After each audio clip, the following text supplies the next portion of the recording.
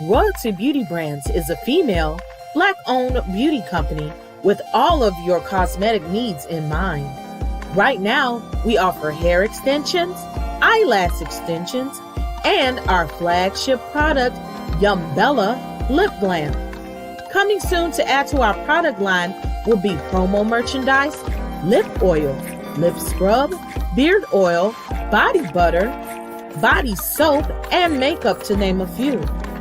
Every product is vegan friendly and carefully made with the consumer in mind. Check out our Royalty Beauty Brand social media and go to our website to sign up for our exclusive mailing list for discount codes and to place an order. Don't forget to leave us some feedback. Royalty Beauty Brands. We see the beauty in you. Oh shit, I forgot to add me to the thing. Hold on, but let's give you the intro. We hustle, but the night we know that the ride or die. Welcome to the House of the Princess. I keep well by my seat. Know that the ride or die. I'm 50% righteous, 50% ratchet. We hustle, but the night we well by my seat. Know that the ride or die. My name came up a lot of sounds. More when Thank I was y'all not for joining around. us. Certain people that I know. We're back. Welcome to the House of the Princess. This is Princess AV, where we're 50% righteous, 50% ratchet. We got a double header today, so thank y'all for coming back. Look, you know, Whitney D did, I don't even know where the music came from. I gotta ask her who did the music or whatever. Thank you, Dorit. Dorit has been on it. That is one of my number one mayor of the Knights in Shining Armor. Thank you. Like you said, when you come in the house, you only need to be cordial. Come in before you sit down. You press that like button and come on in and sit down and have a good time. Okay, now y'all know I've been sitting here trying to be nice on this diet. I drank the water, y'all. I drank most of the water. I drank another bottle and then this bottle. Okay, but I'm finna cheat. Just like me and do, I'm finna cheat a little bit because it's a celebration, bitches. It's a celebration. Okay. Queen of Cheesecake, thank you for coming back. Hey, Sandra. Audrey, now where are you? You're saying good morning. Are you in the UK or are you in Sweden? Because I'm sorry, I forgot. But if it's morning, that sounds like the UK. So what is it, like 6 o'clock in the morning? Where you at? Where you at? Look at this one. Yes, honey, it's my boo's birthday. Do it like it's my B-day, baby. I was looking for a song to play for him. Hey, Tammy, it's my baby's birthday. And we celebrating him. No, it said no. Hey, Princess, happy birthday to your prince, to the crown prince. Canada. She in Canada. Hey, Diamond Silver, Pam. Hey, Bishop. You get to meet the young prince. It's 12 for. Oh, that's not too bad. You're right there. So it's already your birthday in Canada, son. Look, she's sending you kisses. Tammy's sending you kisses sincere. In South Carolina, it's almost one. So y'all on East Coast. Hey, well, you know why y'all sending here? I left my little bottle and the production assistant that went. I had to do her hair in the middle of this. And, you know, I'm a kitchen beautician. So she's going to be a dirty blonde. Let's bring him on in here. Hey, Moo. Hi guys, welcome. Just want to say thank you for having me back on the show real quick, and I appreciate all the love that you guys are showing. If you don't know me, my name is Cam, and you can find me on YouTube at 4K Cam, where I do music reviews, and we'll be hopping into more pop culture reveals and just lovely talks. So definitely feel free to talk to me there. Other than that, I'm just happy to be back on the show and get to talk to you guys, answer some questions for you guys today. And I'm gonna let y'all talk to him and stuff too, because I know a certain somebody that's trying to get it's gonna want to come in here and tell you happy birthday personally. Thank you guys. I see a lot of people I do know. It's good to see you again, Dorette. How you doing? Audrey, thanks for the love. Drea, I see you. You are noticed. Thank you, Bishop. I do appreciate the love. Yeah, let me pin his channel to the chat. So now I got to find his channel unless you already got it ready. Uh, I No. do. Just give me 1 second. Then it ain't ready if I got to give you a second. It's Mm. almost ready. I think you should change the name a little bit. I think you should put 2Ks in it. Look, you got the 150 subscribers. Now you should be able to change the name so it's direct so these folks can I find did. you. It is, but there's that one channel that has my same name, so I had to add an extra M on it. But I'm talking about in the change the address of it. No, I did. Oh, I can't find it. I Mm-mm. still got ABCDEFG 2500. I feel Okay. like I changed that a long time ago. Hold on. Let me take a quick look at it. Mm-hmm. Look, mama always knows best and better. I know. I take your advice. I swear I did it a Sometimes long the time ago. lies y'all tell, okay, y'all put me through hell and high water, and I go to hell, and you are the high water. That's what happened.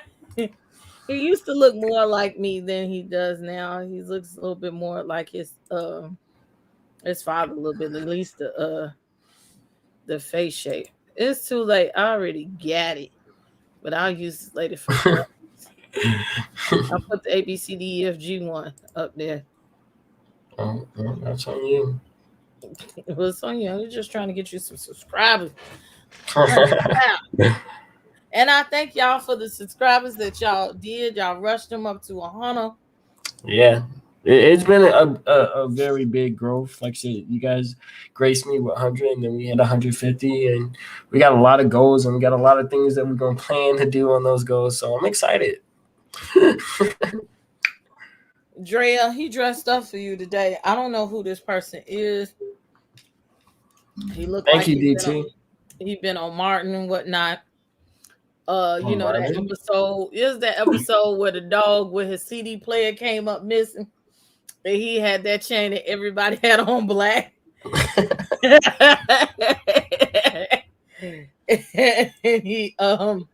he had that fake Rottweiler, and he was like, "Rawr, rawr, rawr. Who took my shit? And was Brother Man from the fifth floor?" Now look, I'm supposed to meet Brother Man from the fifth floor this weekend, but unless I meet him on Friday, I might not be able to go because I got another engagement to go to. So he's in the comedy show I did the flyer to. So well, yeah, I should have put him on page.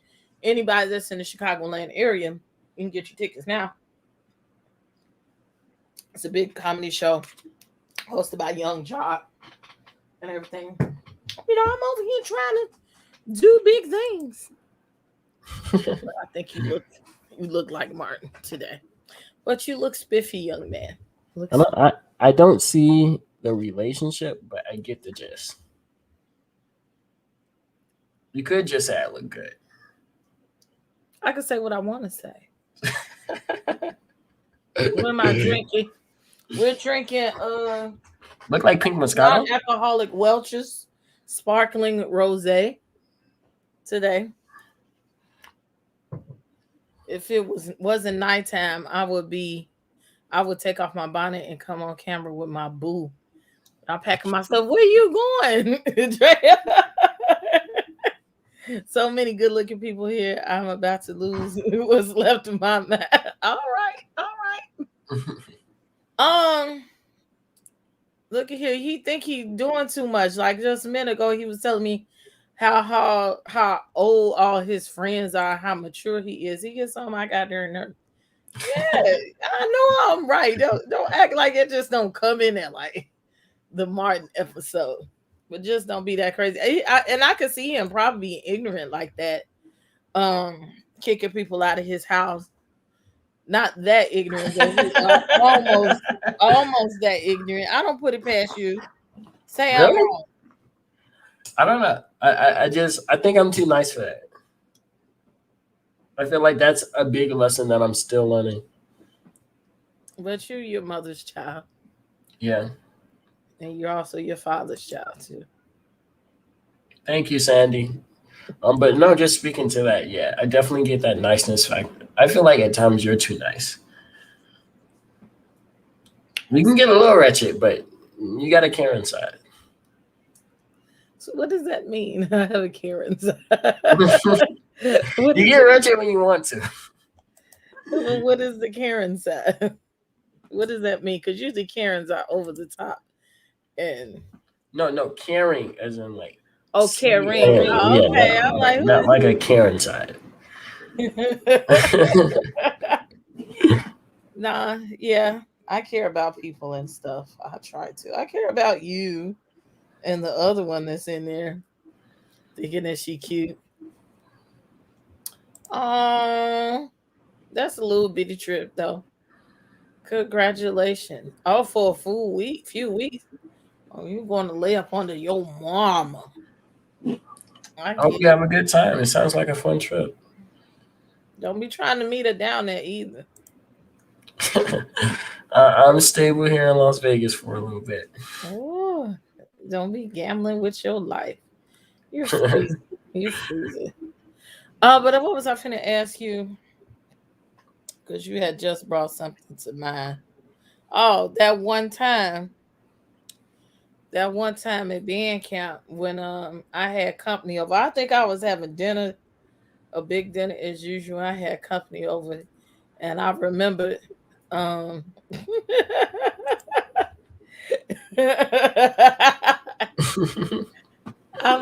had company over, and they were still over, and it was like 4 people in the house, and I looked in your room, and you was in the bed naked.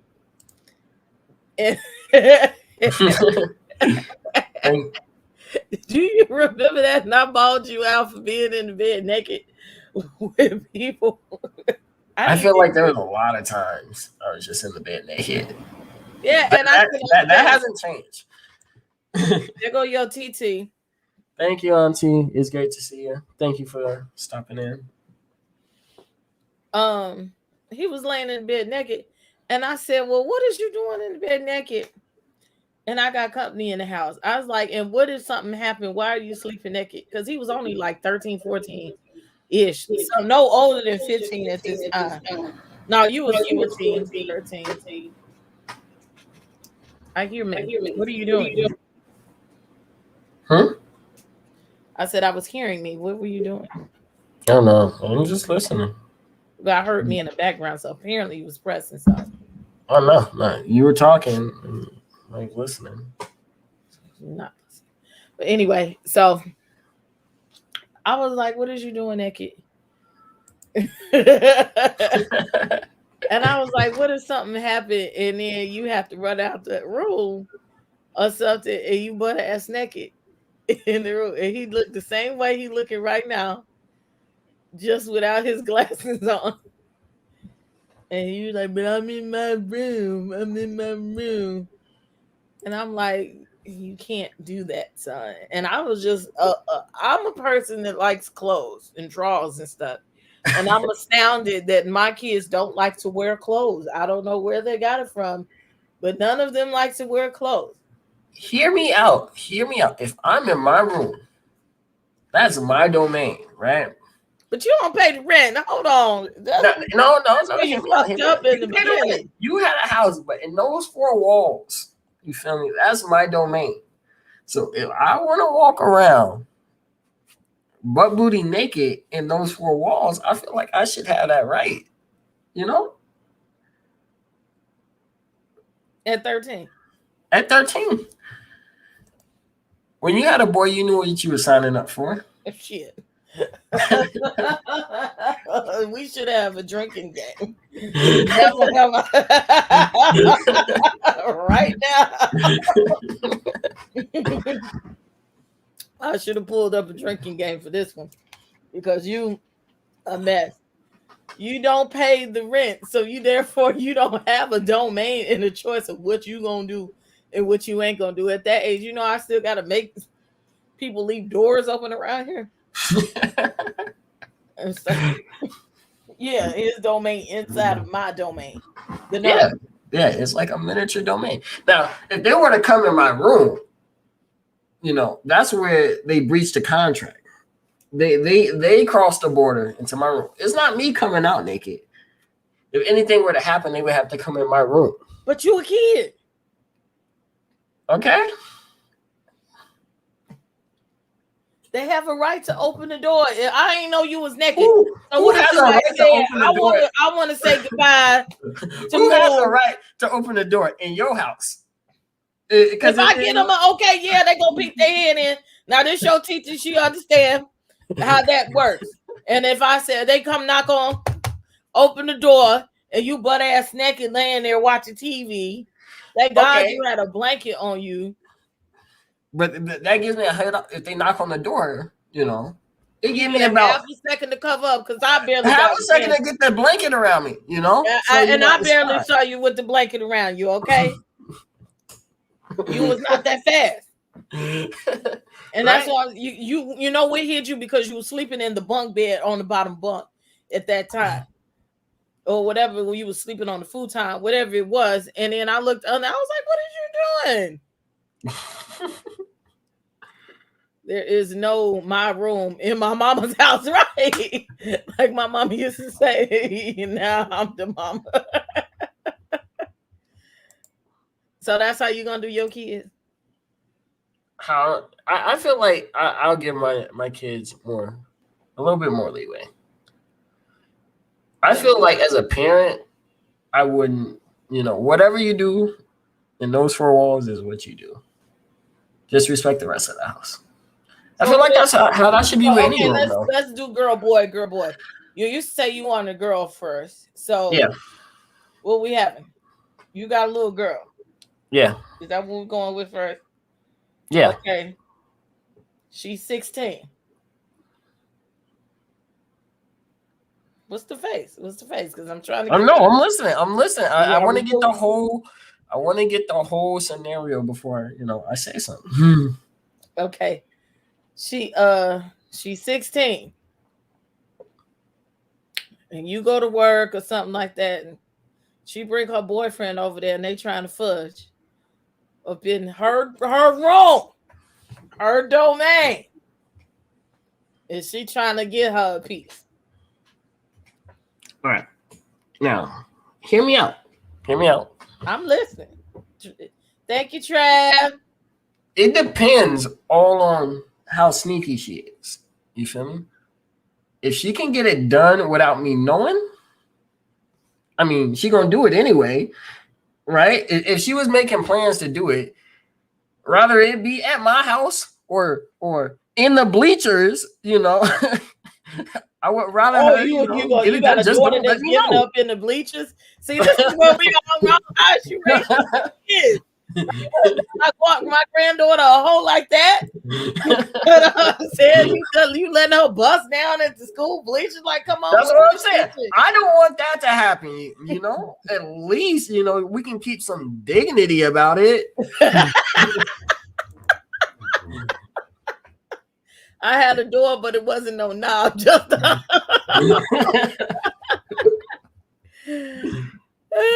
this is a setup. it's okay. So you catch her fucking in your house, okay? No, that's the whole thing. I don't want to know about it. No, this is not the question. This All is right. not the question. Okay. Bleacher bus.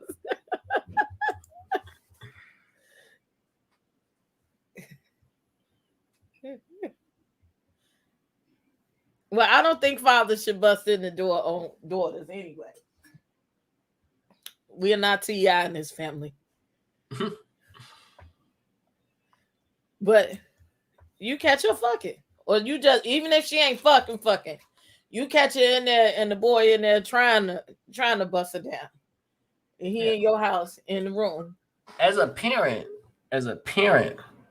until they 18, at that point, it's my responsibility to go blow that up. You feel me? Expound upon that, sir. So, like, if she's 16, right, and she did it at my house and she wasn't sneaky enough to, do it without me noticing. Thank you, Candice. To do it without me noticing, I would have to, call him out on that. And I would tell him. Okay, because I want to know your version of calling out. Because we finna go to your story, how I caught you up. Okay. What is the calling out? You got a young boy in your house trying to bust your daughter. Hey, I'm gonna tell him, hey, look, you gotta grab your shit and you gotta go. Because at the end of the day, you gotta go. Like I can't parent him because he just doing what any boy would do. Get the fuck out. And then I gotta have a serious, conversation with my daughter. Like, how you get caught? Like, how you get caught first, right? That's number one. And then, at that point in time, we gotta set some boundaries, But these boundaries should have been set I don't plan to be I don't be planning to, fucking my wife all at weird times at the night with her listening, you gotta give me the same respect. Wow, this is not this. Now this, she grown as hell. What is this? Daddy do the knock and open the door at the same time. I gotta scream naked. And she grown. Now how you get caught? Oh, we finna tell the story now because you done put yourself in a position. First of all, he didn't necessarily get caught, but it was obvious that it was some bullshit in the game. Look at his face. I'm trying to think. Oh, I remember.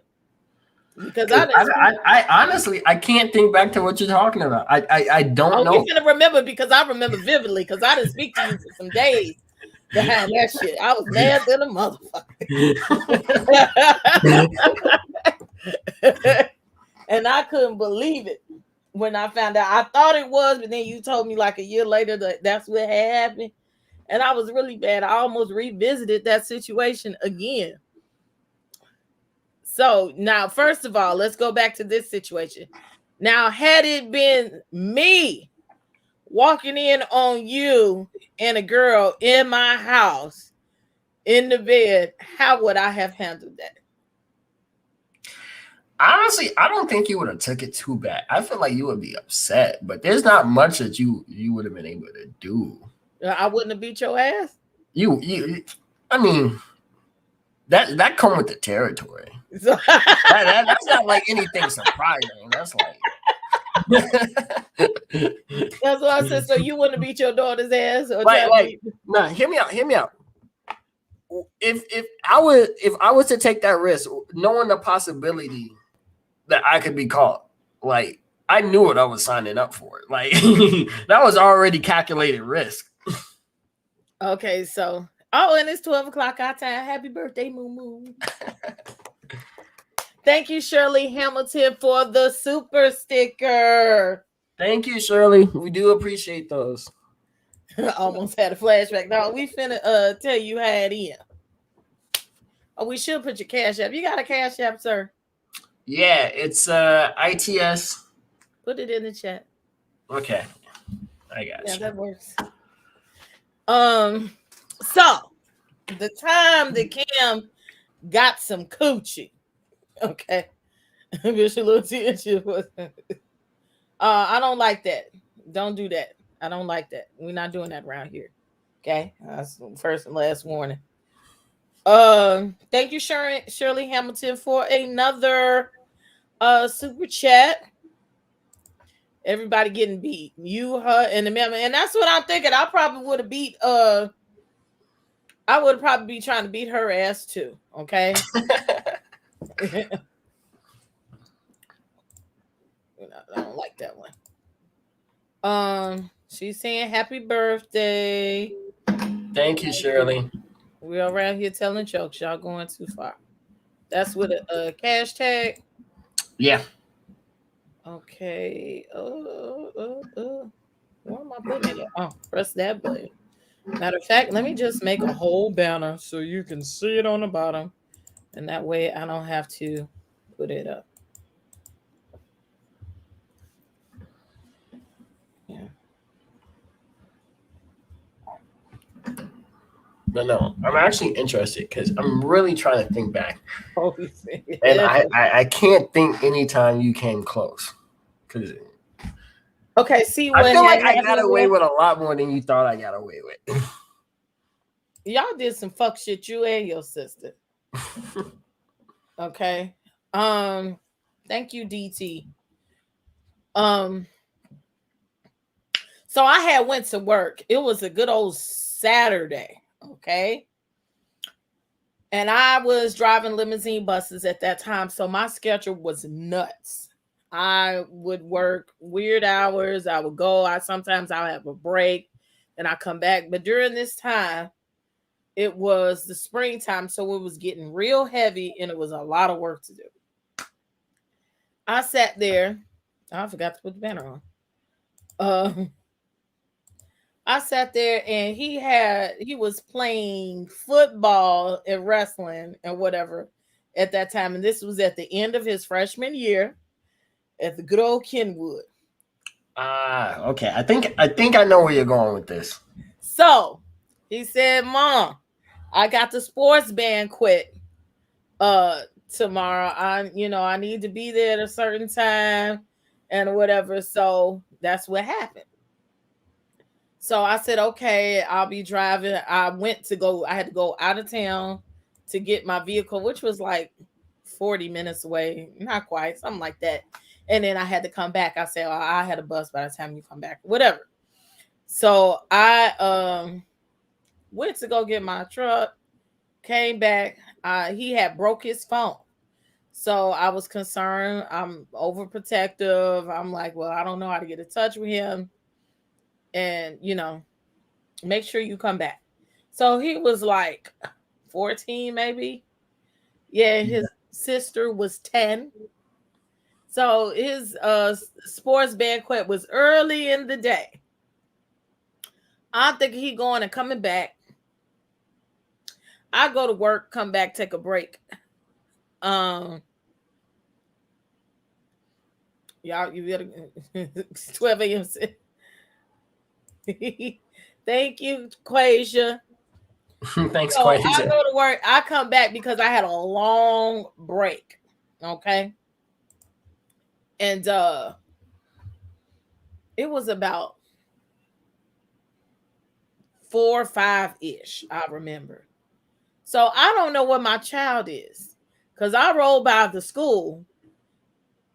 It's no camp. Matter of fact, hold on. Look, Kish, don't make me put you on timeout. That was disrespectful for you to ask that question because this is a young man and it was out of place for that.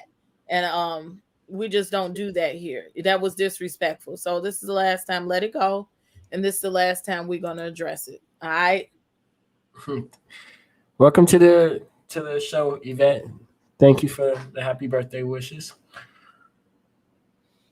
My question for you before we even get into the story. Why did you stop by the school? Because your ass was gone too long and I didn't know where you were.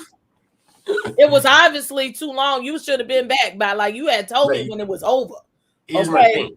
Your sister was at home by herself. Okay. She was fine. She was fine. I could go to jail for that, okay, legally. But you ain't make sure she was fed, nothing. You just said fuck this girl, okay? So I'm sitting up here. I don't know where my child is. Okay, we're in the city of Chicago. Anything can happen. Okay, and we living on the borderline of the good neighborhood and the bad neighborhood, and you got to walk through a good neighborhood to the bad neighborhood to the good neighborhood to get to school. So I didn't know what was going on. Okay, so it was hours. I couldn't contact him. Didn't nobody know where he was. The school been closed. Okay, and so now my nerves bad. I'm upset because he ain't came home. So then I go back to work for a few more hours. I come back. This little thing was not at home. So now I'm like mad, and I'm talking about seething, man. Like that's making me mad all over right now. Okay, I'm seething mad, and I'm like, where is he at? Okay, look at your face.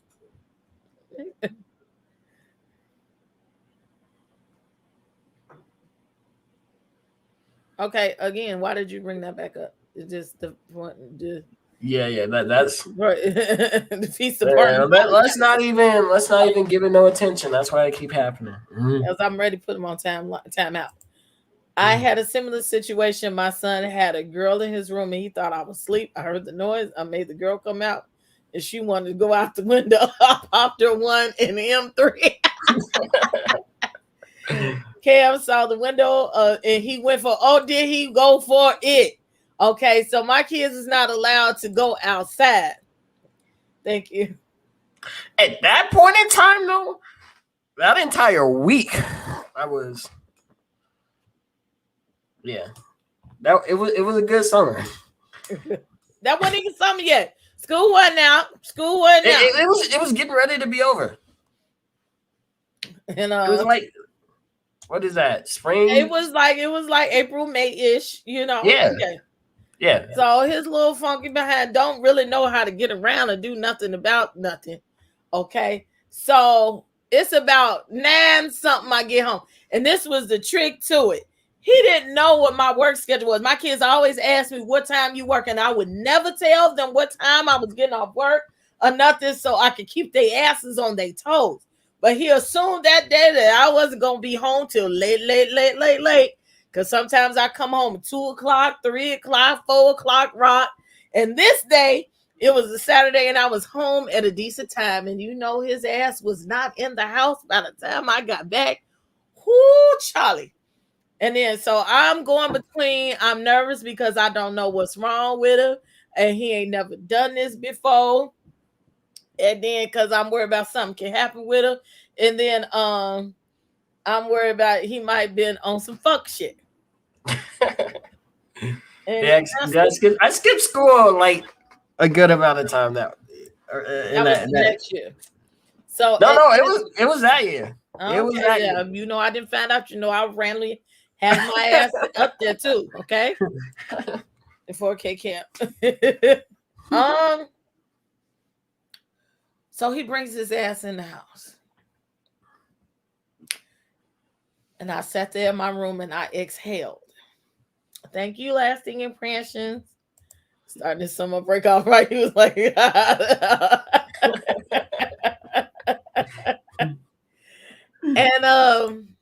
I exhaled because I was happy that my baby done came in the house in one piece. But I was so angry that I know if I had put hands on him that I was going to jail that night. I knew that I was going to hurt him. And they say you never touch your kids when you're angry like that. So all I could do is sit and twiddle my thumbs in my room with the door closed. And this genius here comes to the door. Mom, I'm here. I'll just take my whooping right now I'll be in my room. Wait. I know what I'm signing up for. Like, you know the consequences before you do it. And then so I'm sitting in my bed now. I'm really mad. Here's the thing. Waiting on it is just worse because then you don't know when it's coming, right? So just get it out the way.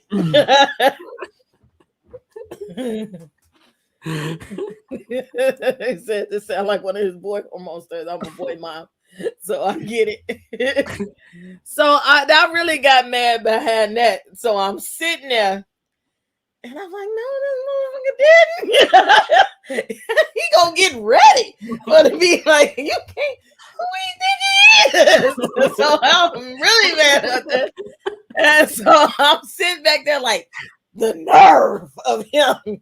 So I know you really did some shit now, And I was just so mad I could not look at him for nothing. I cried. I cried at him just walking in and saying that. Okay, you look cute. That's the production assistant just walked in. We did her hair. She's doing a new change for college. It's funny that you're talking about this now. I had the same back down memory conversation with my 31-year-old today. So I wouldn't talk to him for days. Put some of that conditioner that I got in that little package just on the shelf too.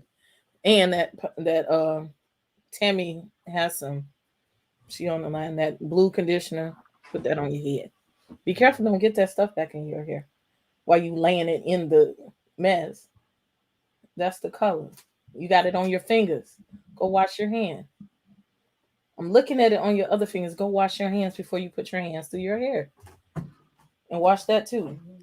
All right. Sorry, y'all. Respect, because I definitely drew out my whoopings. So I didn't speak to him for like 2 days. I absolutely wanted nothing to do with him. I was seething, and I was seething because I was also upset that he would have pulled that kind of stunt and put me through that. And I knew he was smelling himself as a little boy. And I'm like, here it go. This is just the first year of high school, and I got to deal with this shit here. And it's just really me. And so by the second day, he kept walking and tiptoeing around me. And he said, Mama, can you say something to me? Because I'm more scared that you're not speaking to me than you knocking me upside my head. He's down there in tears. I totally agree. Like I said, you're not saying anything. You're not saying anything. Because that got me thinking. I'm like, when is it coming? I don't know when it's coming. I'd rather just get it out. Like I said, the consequences when you do something. So you just waiting it out had more of an impact on me because I'm like, dang, like I thought this would be simple. This would just be, You know you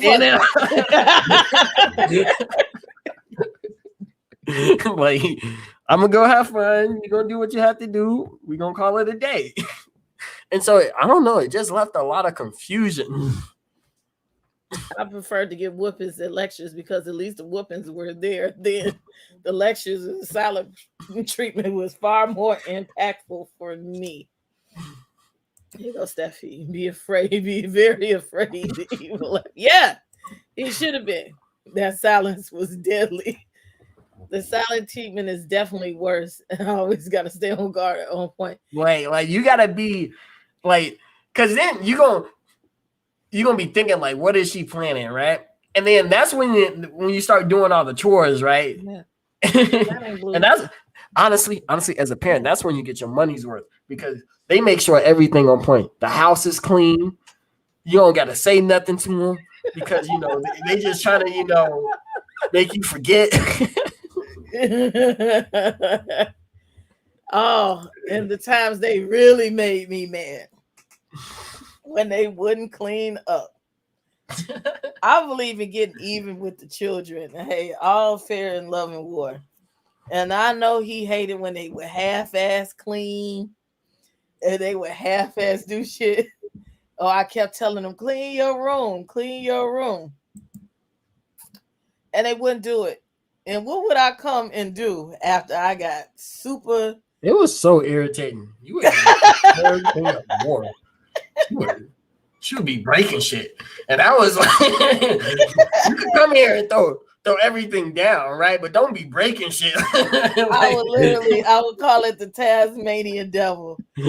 I would come in there and I literally would throw everything on the floor. I would take the clothes out the drawers and throw everything. I would go in the closet and take everything. And my thing was, all you had to do was pick up the little stuff. Nah, you can't help but to clean because you can't even walk in the room because everything is on the floor. Ooh, they would be so upset.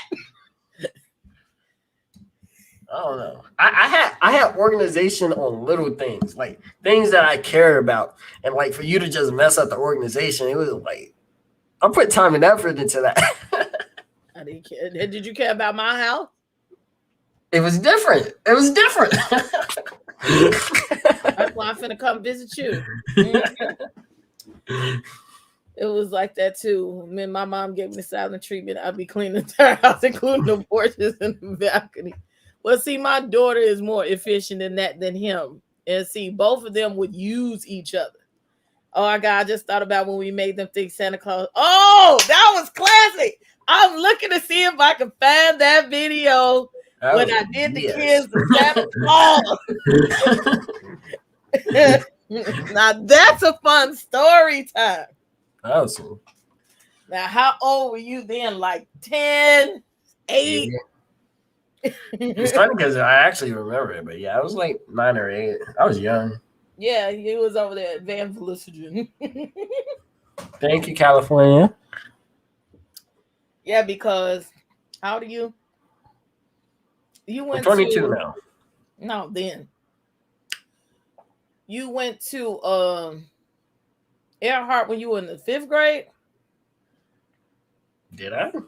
Something like that, 5th or 6th grade. No, it was 5th. Because I remember I had Miss Parker. In the 1st grade. I had Miss Parker in the 5th grade. That was my first year at Earhart. Nasty ass. Okay.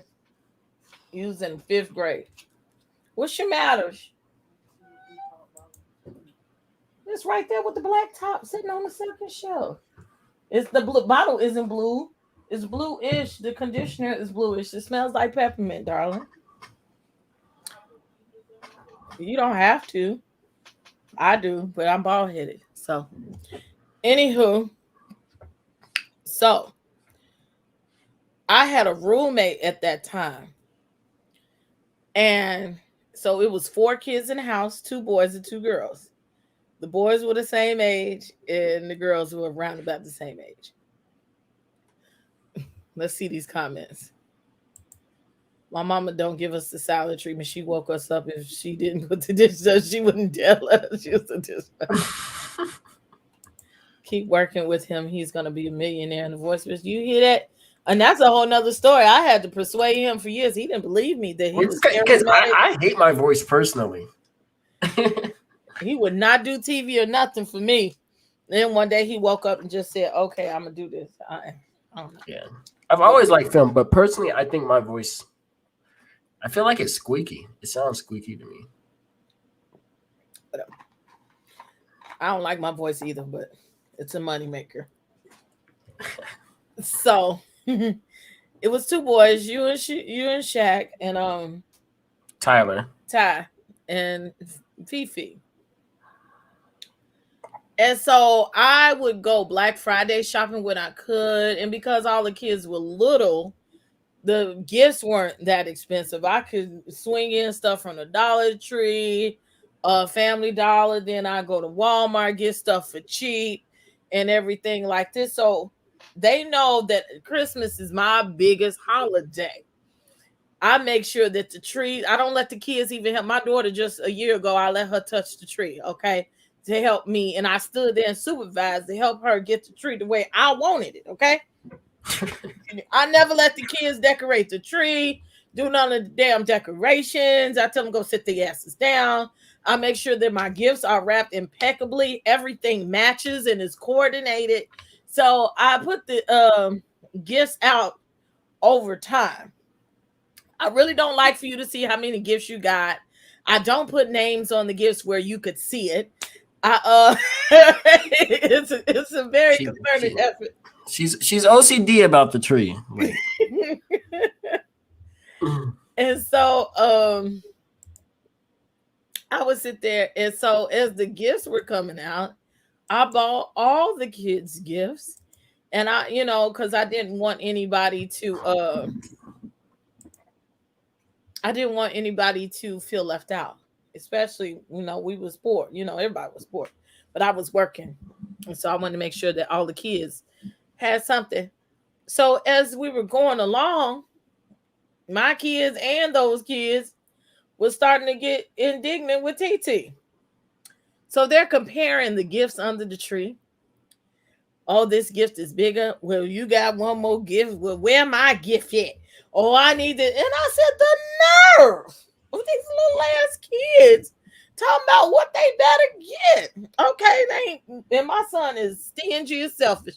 He don't make his mama not even a card, okay, unless somebody make him make one at school, and I'll be lucky if I get the shit, okay? So they was indignant and really pissed me off. And then I'm making Christmas dinner. The nerve of these children. So while we were staying up late making Christmas dinner, I said I should take all my damn gift back. And then that turned into an even bigger caper. So me and her was sitting up there talking. And I said, we should make it like Santa Claus. My kids never really believed in Santa Claus. So that's what made it even worse that we implicated Santa Claus into the function. So what had happened was my roommate followed through with the thought that I came up with. And I got up about 2-3 a.m. She took all of the Christmas presents out. She was like, we're going to put them next door at her sister's house. Okay. I go to sleep again, come back. She done tore the whole living room up and put a note. She even took her son's PlayStation, which was already his, and put it away. And she put toys and trash and balled up gift paper from the tree all the way out the door, down the stairs, everything. And so we got up early, and they got up. And I believe if they could have cussed and got away with it, they would have cussed. That was, oh shit. It was that look like, what? Where my shit at? So wasn't no gifts under the tree. And they was mad. I remember that. You remember? She laughed. You was. So Sarah came rushed into him, like waking me up, saying, no presents under the tree. I don't have sleep. I'm listening to what you're saying. Oh, did y'all hear that? She said she was half asleep. You woke her up and told her there wasn't no gifts under the tree. Yeah, because I'm the mastermind behind everything. But honestly, I feel like I wasn't too upset. Any kid would have like some type of like emotion, like distraught. Shaq was more upset, I think, because I was like, that's because I thought we got robbed. I was like,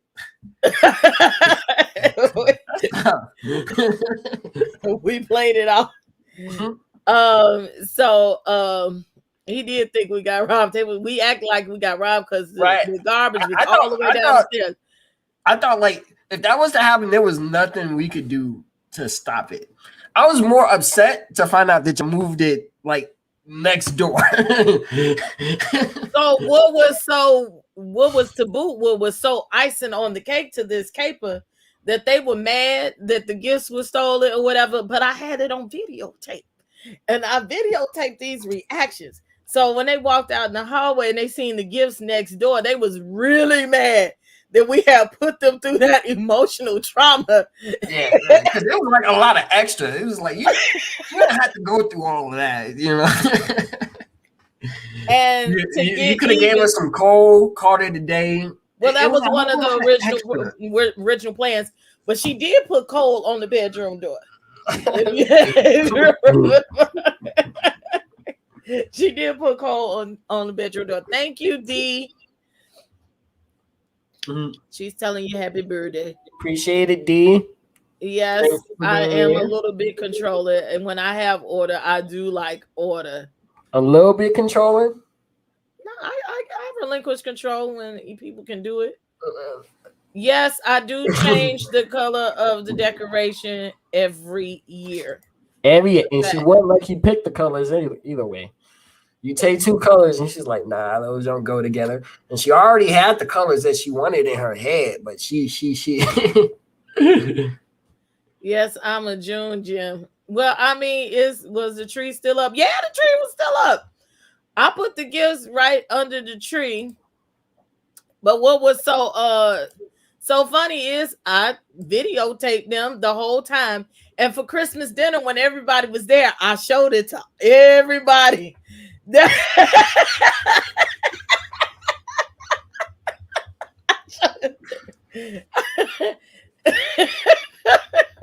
hope I can find it.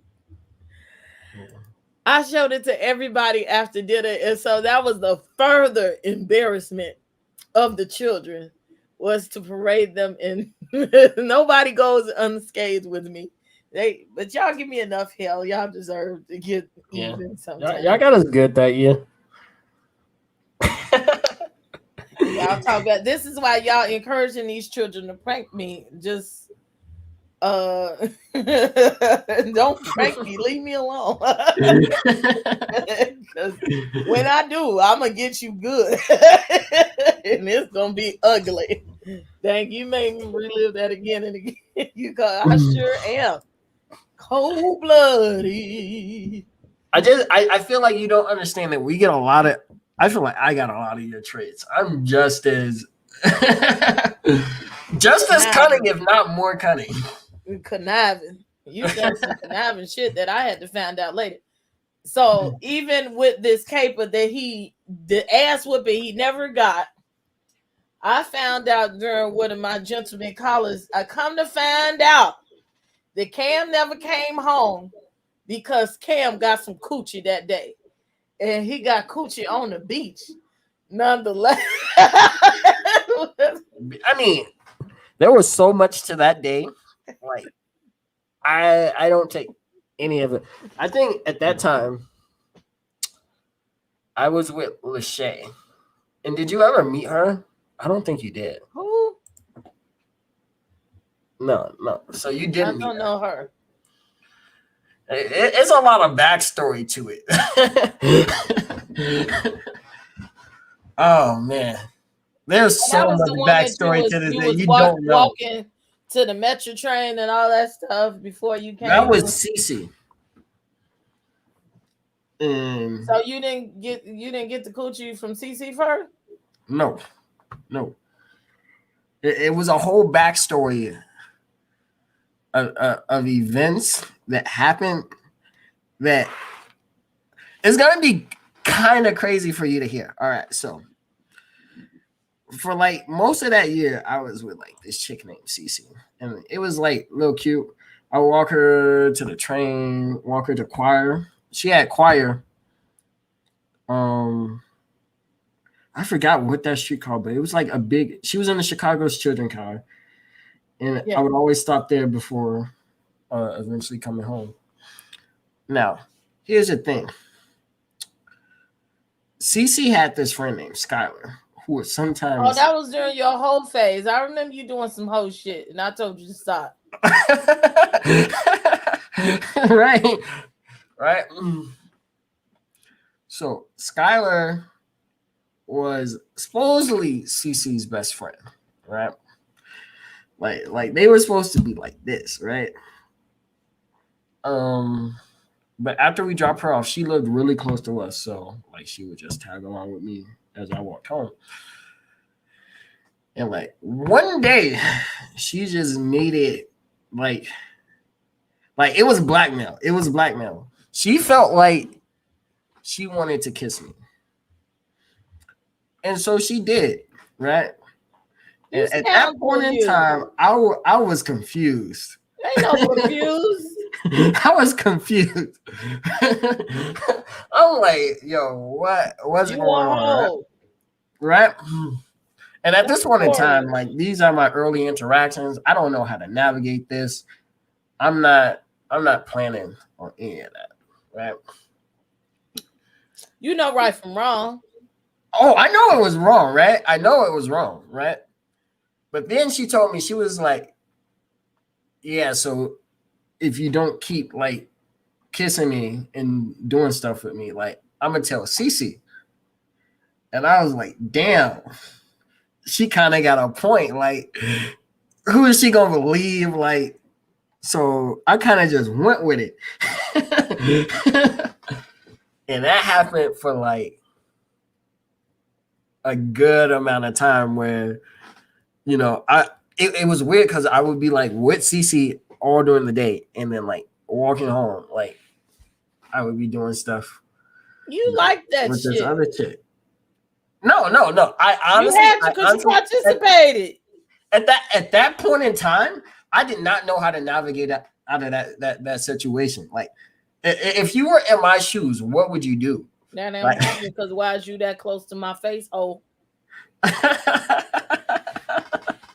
you know how close you got to get to kiss somebody? Do you know I was like 5 foot back then? I think. Oh no, I was like 5'2", 5'3". I was short. It don't matter. Scrawny. What that got to do with anything? You was loving that attention. That yes, you was. Yes, you was. Right. So she continued to blackmail me until about that spring. Right. You like the dominatrix part of it. She was, yeah. You might be nasty. I don't know. Right. Forceful woman. And so one of those days, we were walking back. It was like a group of us, and we used to go to Valoises. We would stop at Valoises because that shit was just bomb, right? So we're all walking to Valoises.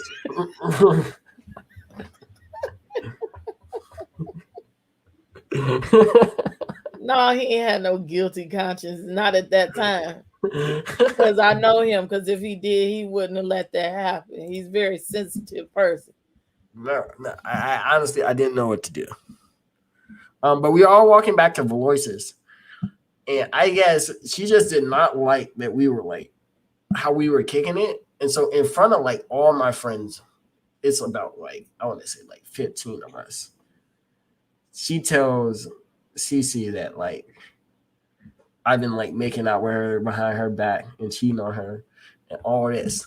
See, you still lost.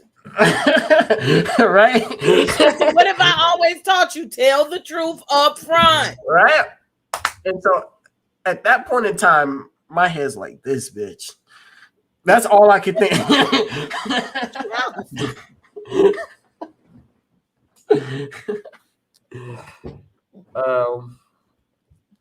And so yeah, it was pretty big. Like, so did she slap you? It was a pretty big scene in like the middle of the street, and I was like, you know what? I just can't do this right now. I walk away. Some people like, and then we like split up. Some people follow me, some people don't. I'm like, dude, just like, don't even fuck with me right now. Like, and so the next day I have to go back to school. Did she slap the shit out you? You deserved it. Because I didn't raise you like that. We're going to come back to this question. Remember this question. It was, I feel like it was not my fault. To this day, I stand by it was not my fault. Not your fault that you. I was just not socially aware enough to navigate that situation. And then on the other side of that, that was statutory assault. In a way, yeah. It was very predatory. She was like a senior. Now you know I would have beat her ass and found her mama. And that's why you ain't know until now. Because you know she would have got her ass whooped. Old ass woman praying for my kids. And so that next week, school was like very, very awkward. Like, that was a big ass school. Yeah. But like that was like my main. I had like people on the football team, and here's the good thing is because I was like a wallflower, so I could fit in with any group, and I had multiple groups of friends. But like that was like my main group of like friends, and like I said, half of them wanted to still like fuck with me, but like they couldn't because it was like. It looked fucked up. It looked like I did some fucked up shit. And like whenever because that happened. Acceptance. No. Because I feel like Acceptance. to this day, like she did not get enough blame for her side of it. Like her half of it, she did not like. It was all She put up. not because she's a woman. me. She's a female. Right? Did you have sex with her? There was a lot of things. You know, we're not gonna go into stuff that happened. Did you have sex with her? We're not gonna go into stuff that happened. So it's a yes. They said, did you end up with one or did you lose both? Right? Here's the thing. Here's the catch. Apparently, at this point in time, people were like praying out for me. You feel me? So like, I'm still like navigating like.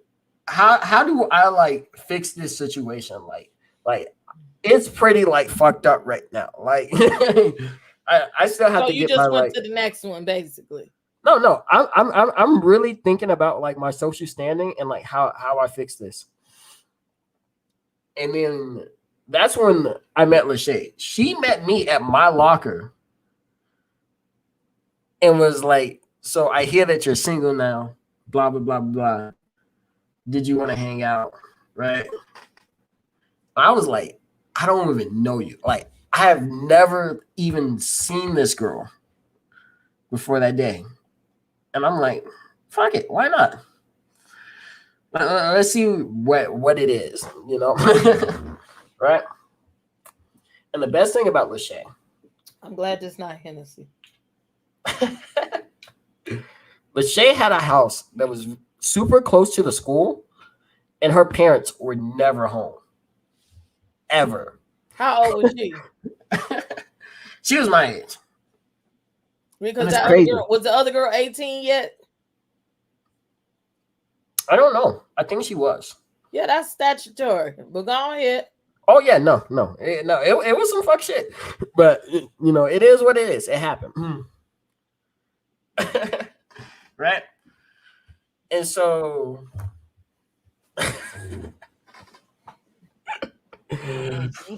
right. So was it because you was on the football team? Why is these little girls all up on you? I don't know. I just had it. You feel me? I'm not gonna lie. Like that's the second half. We haven't even gone through the first half. Okay, y'all. I'm finna show you a picture of what he looked like. He got it. Okay. Right. So Lachey had a house. Right.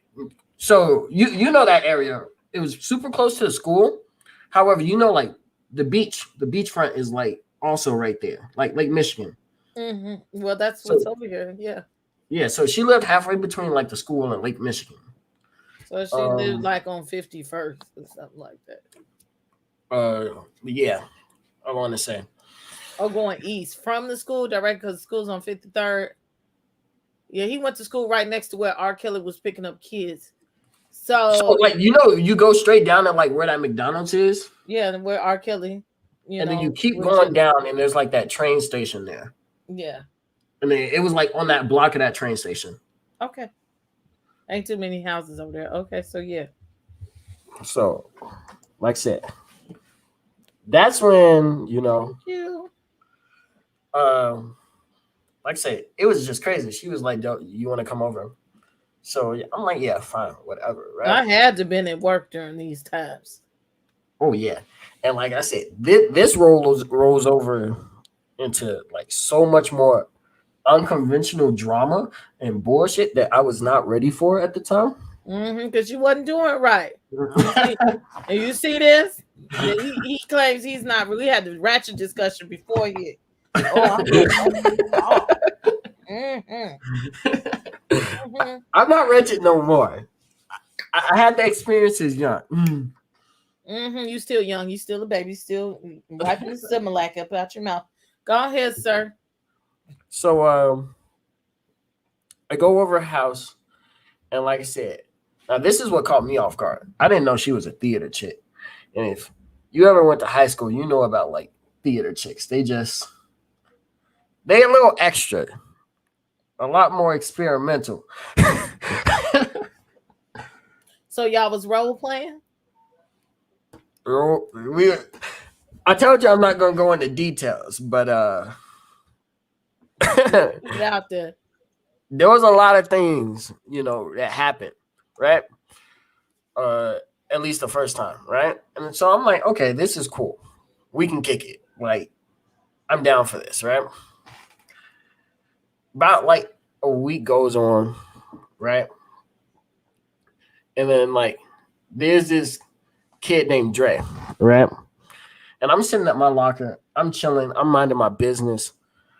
I wasn't really a fighter in high school, right? I was more of, I was a social butterfly. I didn't think I had no problems with anyone. You see this stuff, right? So I'm sitting at my locker, and this guy pulls up to my locker, and he's like 6'2", 6'3", and grabbed me. Like, it was one of those, like, he grabbed me. You probably needed to be grabbed with your little ass. You should have been with Mighty Mouse, and that was it. Manage your business. I remember Mighty Mouse too, but thank you. He grabbed me, and I'm just shocked because I'm like, what's going on? And then I look at him, and I was like, I haven't seen this kid since like freshman orientation. I'm like, yo, what's good with you? Like, what are you doing right now? He was like, I heard you've been talking to my girl. And I'm like, yo, girl, who is your girl? Like, I'm minding my business. I'm doing my own thing. And so, about as soon as it happened, security guard's right there. So he like breaks it up. And I'm like, yo, fuck is going on? I'm confused. So I go talk to Lachey. I'm like, yo, like, who is this? Like, you with him or like what's going on? Cause like, I'm cool. I could see my way out. I already did what I needed to do. Like, this is fine. Whatever. Thank you, AP. And she was like, no. I fuck with you, basically. This kid's just had like a crush on me since like the first day of school. I keep telling him that, never gonna be nothing. I'm like, okay, cool. Whatever. Lied to you. She just hadn't given him no coochie. Okay. But she had something going on with him for him to come touch you.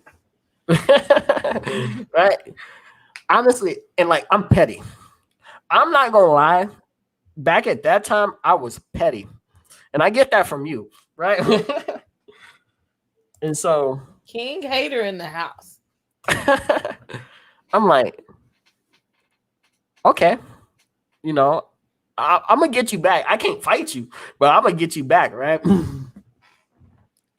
So we keep chilling with like Lachey and everything, right? And we start like, at first it was just us, and then like a lot of people just started coming, hanging over, and then it was kind of like those small high school parties or whatever. And they, like I said, they were pretty chill. They were pretty adventurous. So we would hang out at her house. We'll go down to the beach sometimes, but we was doing our thing, right? And this is the day I think I came of the story that you talked about, right? Of the banquet. So I had two options that day. I could have went to the banquet, or my friends, they were like, yo, we got this house. I always got my diamond case. I would tell her that she would wake up and get over to me. They were like, we got this house. We got a little bar. We got a lot of alcohol. Like, So you was drunk too? Oh, like it's gonna be lit, right? I'm trying to think her name. Her name was it started with a T, and her last name was like Washington or something. And I can't think of it, but like she was pretty good at like mixing drinks and whatever, and like we had music and everything, right? And they were like, "Yo, so we're gonna have like this party. We're gonna get there early. It's just gonna be like it's gonna be a whole lot of stuff going on. Like you want to be here, right?" So I was like, "Bet." Me and Lachey go. And we get there pretty early. Y'all playing spin the ball and whatnot? Oh, it was a lot. That was a lot. So my son is nasty. That's what I'm coming deducing from this conversation. Like I said, you got to understand. This is when I'm 14. This doesn't reflect me now. I'm 14. Oh yeah, you get nastier as the older you get. So go ahead. No, I've been out, right? And so, we're at the party, and then Dre shows up, and he shows up with his sister. I'm like, I didn't know y'all was like brother and sister, and they was like, yeah. They didn't look like he was light skinned and she was like dark skin. Really, Sam? Huh? Really? Go ahead. Right. And so, like I said, I'm petty. I know where this is going. You know where it's going. I taught you better than that. And like I said, I plan to leave at a decent time before you get home. Like I said, my plan was to get home like before you were even close to getting back, right? But at that point in time, it evolved into like a mission. And like I said, everybody got drunk and like everybody was doing stuff. But my mission that entire day was to hook up with his sister. I saw where you was going with just your nasty ass. Uh-huh. And I did. And I succeeded. And it took longer. And like I said, at that point in time, you ain't even know her? Like I knew of her, but I ain't know her like that. But it was more of a point that I can hang that over his head. Like I couldn't fight you. So you bust down. First of all, you was already busting down the other little girl that he liked. And then your whorish ass went and bust down his sister too? Yes. Was you using the rubbers that was in the house? Yeah. I don't care where they came. Were you using rubbers? Yeah. Okay. Yeah. Don't get caught up in the semantics of the situation. Ish. Yeah. Ish. Right. So you dipped you put in pop and put it without putting some plastic over is basically what you're saying. Yeah. Right. But like I said, it was a win in my book. Like I said, it was worth any whooping you would have gave me because at that point in time, I was untouchable. So you thought. Yeah, it looked like he could have whooped my ass, but I fucked your sister, right?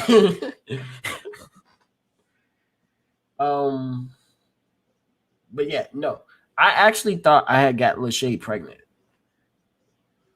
Now here I go. I'm all bragging on you or whatnot. You know, pregnancy. Here you go.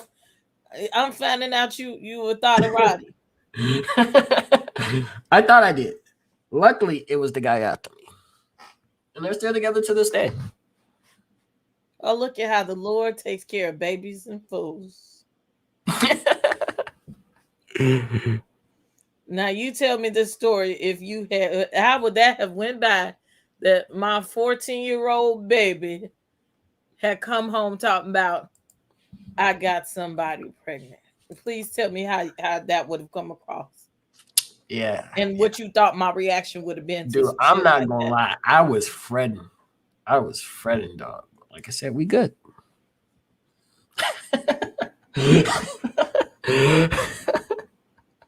So what, you had to wait for the baby to come out to find out it wasn't yours?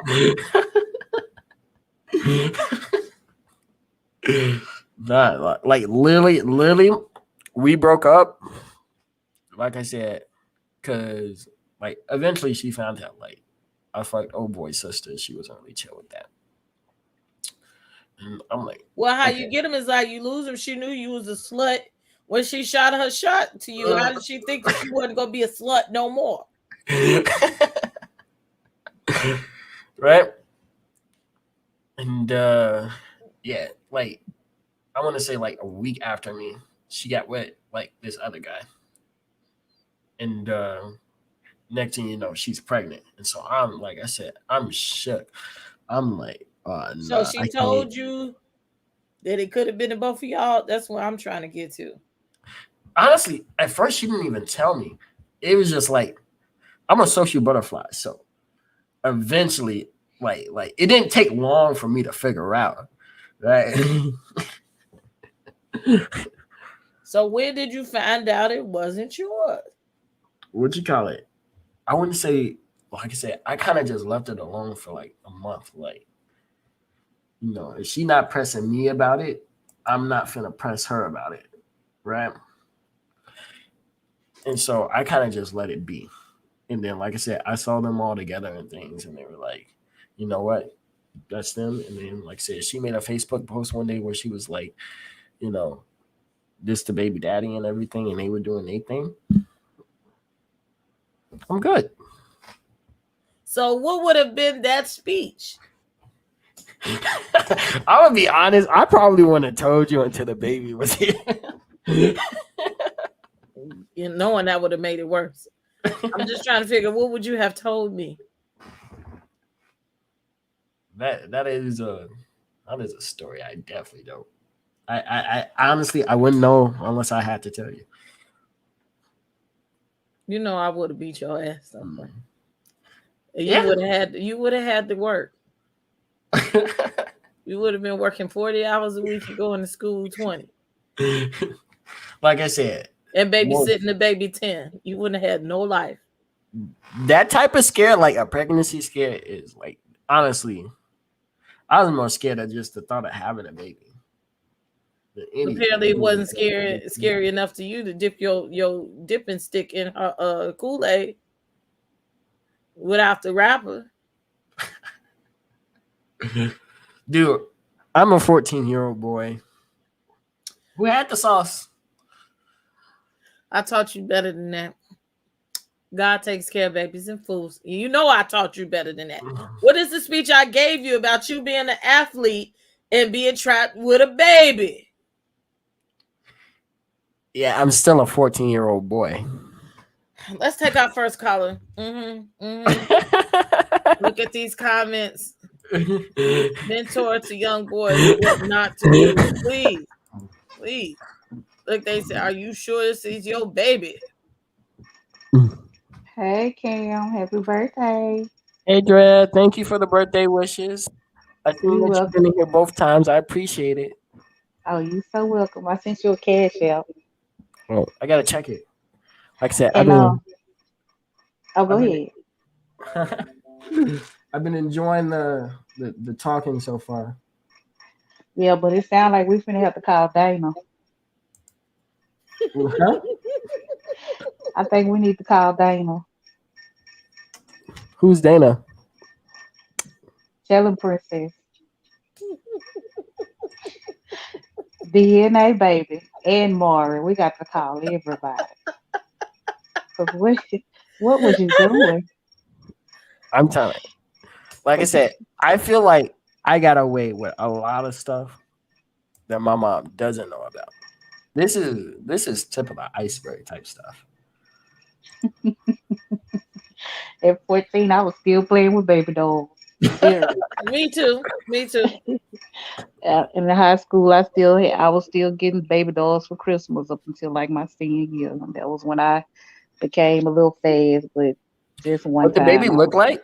It's a girl. It's a baby girl. I forgot what she called her. She came out real dark, but like now she a little chocolate baby. But Looking like her daddy. That's because she. That's just like Dad, what was I finna say happened to you at 11? And hey, AT2. The moment I know he was looking at titties, that's when I started to realize that I had to do something different. At 11 years old, looking at titties, you got covered. Yeah. I was about to say it was pretty young. Like I said. Ooh, Lord, you was moving fast, honey. Still went behind ears. But honestly, I agree. I was moving fast, but I moved fast with everything. Like I said, I had that phase at like 14, 15. And like 16, 17, I was like, all right, let's get my shit together. And now like I feel like 20, 21, 22, I'm like, okay. I'm thinking more about like what a 27, 28-year-old thinks, like how do I get stable? Like what's my life plan now? What are my goals? So like I said, I feel like everybody goes through that phase. I just went through it a lot faster. That's good. You got it on out the way. And that's good. I wear a size. I got some little fat fingers, but I wear a size 9. Just You wear a size 9? and fingers, yeah, my ring size. Okay. I'm not gonna say that, but it's noted. It's noted. I'm just playing. Let me stop playing for Princess. I'm trying to protect. I'm gonna have to wear me a helmet. She's gonna knock that old head right on in between that washing machine. Messing with her little baby. My little baby. You speaking of my little baby. Always gonna put it on out there. But I just wanted to come on and wish you a happy birthday. Like I said, I do appreciate it. Thank you for showing that love. Like I said, I do appreciate it. And, I see you, so. All right, boo. Stop flirting. Me. Stop flirting. Let me put on my little voice. Hey, boo. This is the same child that we're talking about at this stage of the game that thought he was so hot. Oh, him was so cute. I got to get on off here now. You don't put the baby picture up. I don't want to be up here looking like Destiny. However, that was early in the year. I think by then I was already thinning out a bit. A little bit, but not that Oh, my much. goodness. Yeah. It was just so cute. Honey, you just thought you was just doing it well, honey. Oh, I did. I'm not gonna lie. I was feeling myself that entire year. I wonder if we should tell this football story before we go. Which one? This homecoming, I was there when you got your shit busted. Oh, the first day? That was the first day. that was like the first day. I swear that was not the first day. It was like the third game or something like that. I swear it was the first game. I mean, first practice. No, that was an actual game. Because that picture right there was the first game.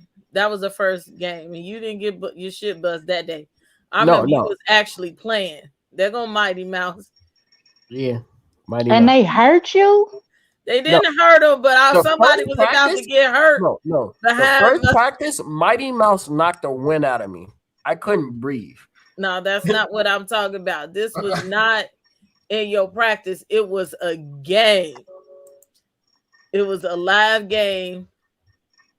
And somebody busted your shit. Okay.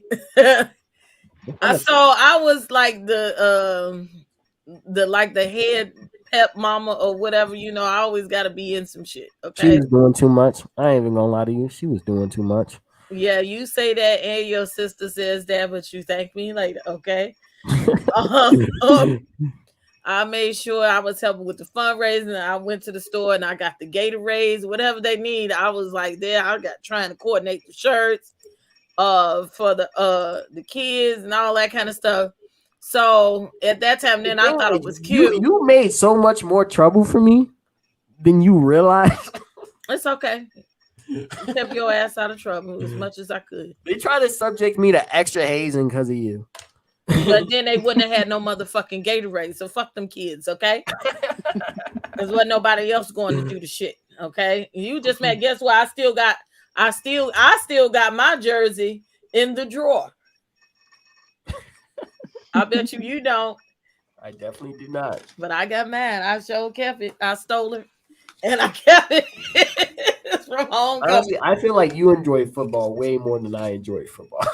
Well, I Oh, wasn't I gonna put you love. in football because I didn't want you to be in it in the first place. I only put it because you played baseball.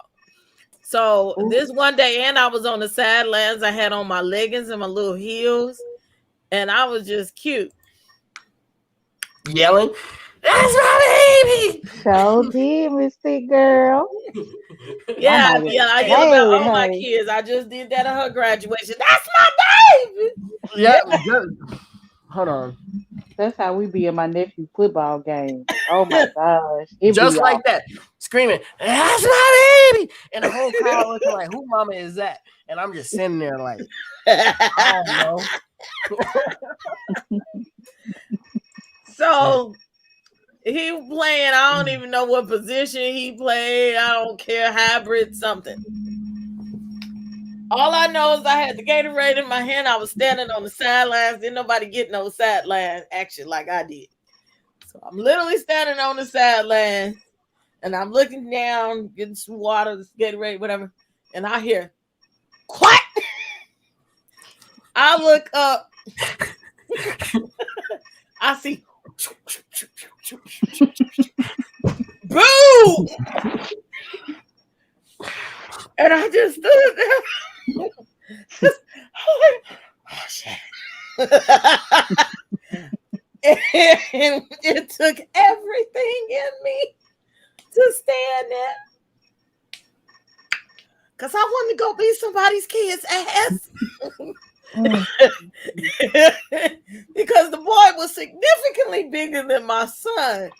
And he knocked the shit out of his ass. He didn't even have the ball. So I didn't understand why my son was in the air and hit the ground and bounced off the damn ground. And I'm sitting there and I wanted to run on the field. And I said, like, stop. She's like, they got a coach. Don't get out there. they got a coach. I'm glad you didn't. Yeah, we had to have to talk after it. And they ran out and got him up off the ground. And he walked off. So I was like, they was checking to see if he could see. And all of that. Oh wow. We talked about it later. He was like, "Mom, you just really knocked the wind out of me." But I said, "But you went up in the air." And I didn't think that was necessary. He didn't have to do all that to you. And I was like, I was going to go get his ass. I had to stop myself. He was like, I was going to run out on the field. He was like, "I'm glad you didn't. I'm already be embarrassed sometimes about your stuff you do. Thank you, Mom, for not running out on the field and embarrass me in front of all the people." And I'm like, I don't like kids no way, so I was trying to go. Like I said, I was small, but I feel like I wasn't a pussy. I was fine. So Such language, God dang. My nephew just started his senior year. He already got offers for LSU, Alabama, all of them schools. So I'm praying he make it through this year. Yeah, I'm praying he make it through this year without no injuries because he done had a broken collarbone, a broke foot, and I'm just so glad we wasn't in none of them games. Cause, oh Lord! And this shirt that I have on in my profile picture, the back it says "the loud aunt," because I be loud. Yeah, my nerves be bad. California Cutie said, "Was you shook up?" Was I shook up? I mean, I feel like anytime you get the wind knocked out of you, you're a little shook up. But I was a trooper, honestly. I don't care how hard you hit me, or I would say I don't care how hard you hit me. I was always a fighter. I was a scrapper. Ooh. Did you get like a rush from playing football? Honestly, to be honest, the reason I played football wasn't even to play football. I could care less about football. I just wanted to be on the football team. And he was a baseball player. And like I thought he was gonna play professional ball.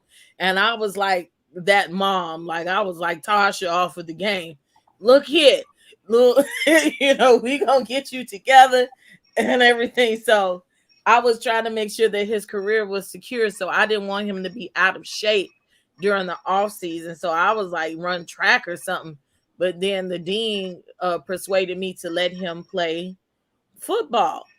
And when we refer to Mighty Mouse is the captain of the team. And Mighty Mouse was literally like 5 feet tall. So Mighty Mouse promised me that he would make sure that my son bulked up like he did. He was like, I was real scrawny when I started to. And he was like, I didn't grow too much. He was about my height, about 5'3". And he was like, I'm going to take him under my wing. And I promise you that he won't get hurt. And that first practice, he knocked me on my shit. I don't know. When this conversation happened, that first practice, he knocked the wind out of me. Wow. Yeah, I can't handle that. I love to watch football, but when I see somebody get hurt, that just hurts my feelings. I can't stand it. Yeah, I got to look down. I looked away. That was just the most hurting thing. I was like, I don't want him to get hurt. If he get hurt playing football, then he can't play baseball. And baseball pay way more money than baseball. And I done worked with this child all his life to make him a baseball career. And they was like, okay, mom. It's gonna be okay, mom. I was like, okay. If you say so. I'm suing the shit out your ass. I'm beating everybody's ass up here. If my son get hurt, I'm just letting you know now. I didn't even know all this was going on. I did it right in front of you. I don't know why your head turned away. You might have been looking at the girls because that's how he ended up picking the school. That's why I was on the football team. I'm not gonna lie. I didn't care about football. It was a lot easier for us to deal with too because my brother, he's also a coach at the high school that my nephew go to. So sometimes one year my daddy had to go out on the field to calm my daddy down to calm my brother down because as the coach, oh my gosh, oh Lord, it was just it wasn't because somebody got hurt, it was because the refs was cheating. Oh y'all, it was just horrible. Them coaches, they get upset with them refs whenever they feel like they getting cheated. So I kind of like looking at that kind of stuff, but I don't like to see nobody get hurt. Yeah, it definitely it takes a lot out of them. Like I said, because I feel like at some point in time, like I said, for a coach, it's not even them being a coach anymore. I feel like you look at your team as like they could be your kids. So they definitely get hot. But it was a good experience. I'm glad that I was on the football team. Like I said, taught me a lot of life lessons. Also told me how to fight for myself. Like I said, because I was fighting. That hazing week, I was fighting.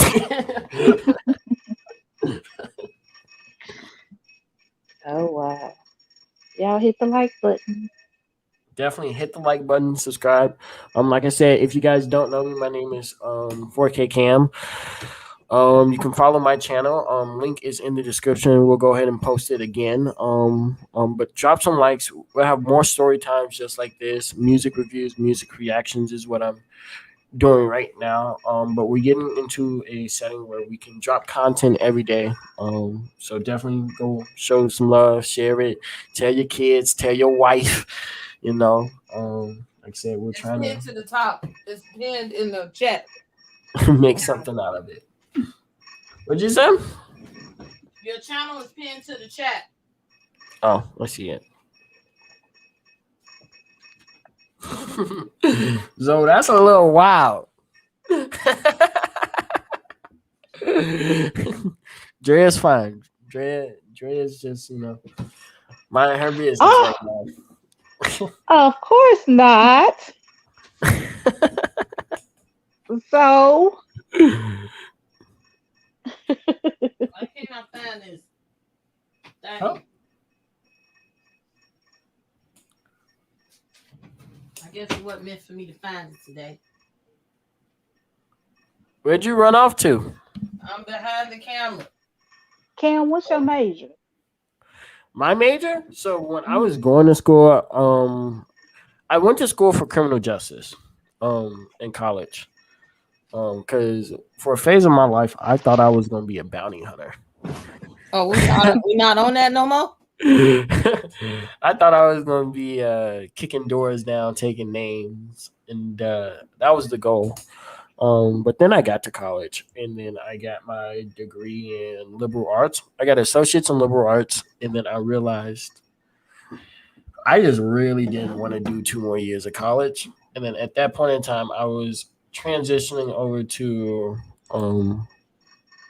pursuing content creation, media, and graphic design. And so once That sounds familiar. real familiar, right? Oh, you found it. Let's go, 83. I don't know who number it is. I just took it. I shifted my interest over at that point in time to content creation media. And like I said, I've always been the type of learner where I can learn on my own more than somebody can tell me. And so I stopped pursuing school. I've been thinking about going back, but right now I'm just trusting myself. The most billionaires in the world are the ones who can stomach risk. So that was kind of my mindset. But look, yeah, TT Stephanie, I wish you would come on and talk to him. And this is how you can tell he is 22. Because freshman year, all we knew was we was going to do baseball. Then these people got a hold to him, and he decided to go into biomedical sciences. Is that what that major was? No. Like I said, I got roped into that. But you came and asked me, and I told you that it was going to be a hell of a job for the next 4 years. You had to learn Latin. That is not how that worked. Because what happened was I was in theater class, and I got drugged out by the assistant principal. I didn't want to sign up for that. And then he called you, and you was like, oh, that's nice. What do you got to do? All he got to do is write a paper. And I remember they kept me locked in that office until I wrote that paper. That was all because of you. You didn't tell me that, but I asked you, did you want to do it? You brought me the schedule, and you said, yeah. Nah, I was like. And then you came up with you was going to be a gynecologicalist. What you call it? You signed me up for that. I wouldn't have, because that wasn't the. You told me they came and got you out of orientation. No, I was in theater class. I remember it. That was the second time. They talked about it. They talked about it in orientation. But then he personally, because I didn't sign up for it the first time. They talked about it in orientation. And an assistant principal, I remember it like it was yesterday. I was asleep in theater class, and they were like, where's Cam? And I was in the back of the classroom, and everyone pointed to me, and I'm halfway asleep, slobbering on my desk. And it was like, he back there. And at that point in time, I thought I was in trouble. I was like, what did I do? Right? Because I couldn't think about it. Right? And so he calls me. It was that big white guy too. He calls me. He was like, grab all your stuff. You're not coming back. And I'm like, and like I said, he brought me to his office, and then he left. And I'm just I was sitting in his office for 15 minutes, just thinking I had to do some fucked up stuff. And I can't think of it. Like what did I do? What have I been up to the past week? Right? And school just started. I'm sorry, I didn't mean to cut you off. So I wanted to thank you. I wasn't offended. I knew you were just playing. What brought me to Las Vegas? That's a fun story. But we'll get to that right after. And he called you, and you sound so excited on that phone. You was like, this is an amazing opportunity. And like I said, you agreed for him to keep me there and write that essay. And I don't remember remember that all that. vividly. No, letting folks hold you hostage. I think you lying He on me. did not, because that day I came home super late. You I came heard home me at say like, that. I came home at like 7, 8 o'clock. You heard me say there. that. I didn't hear you say it, but I know Okay, he then. kept me at that school to write that essay. He tricked your ass. That's what that was. Because 9 times out of 10, you probably could have caught me on the phone, barely. He did not let me leave his office until that paper was written. What the And I swear he put through all the paperwork to put me in those classes. Because I was content. So he was going to be, you got to choose what you wanted to be. You said a gynecologist, and I asked you why would you want to see coochie all day? And you said, no, because they were the least malpractice suits out of all doctors. And I was like, wow, you like that at 14? At that point in time, I was already signed up for the classes, and I was like, you know what, fuck it. Let's try to make something out of it. Yeah, we saw what you made out of it already. And then as he grow older and he stopped doing sports completely, I don't know what phase that was. That wasn't until I moved to Minnesota. I know that's when I started doing sports. That's where we are. And he decided he had a phase where he didn't want to be shit. That was short-lived. And then he decided to do his school. And he said, oh, Mom, I'm taking up theater like you said. Excuse me. Okay, he doing that.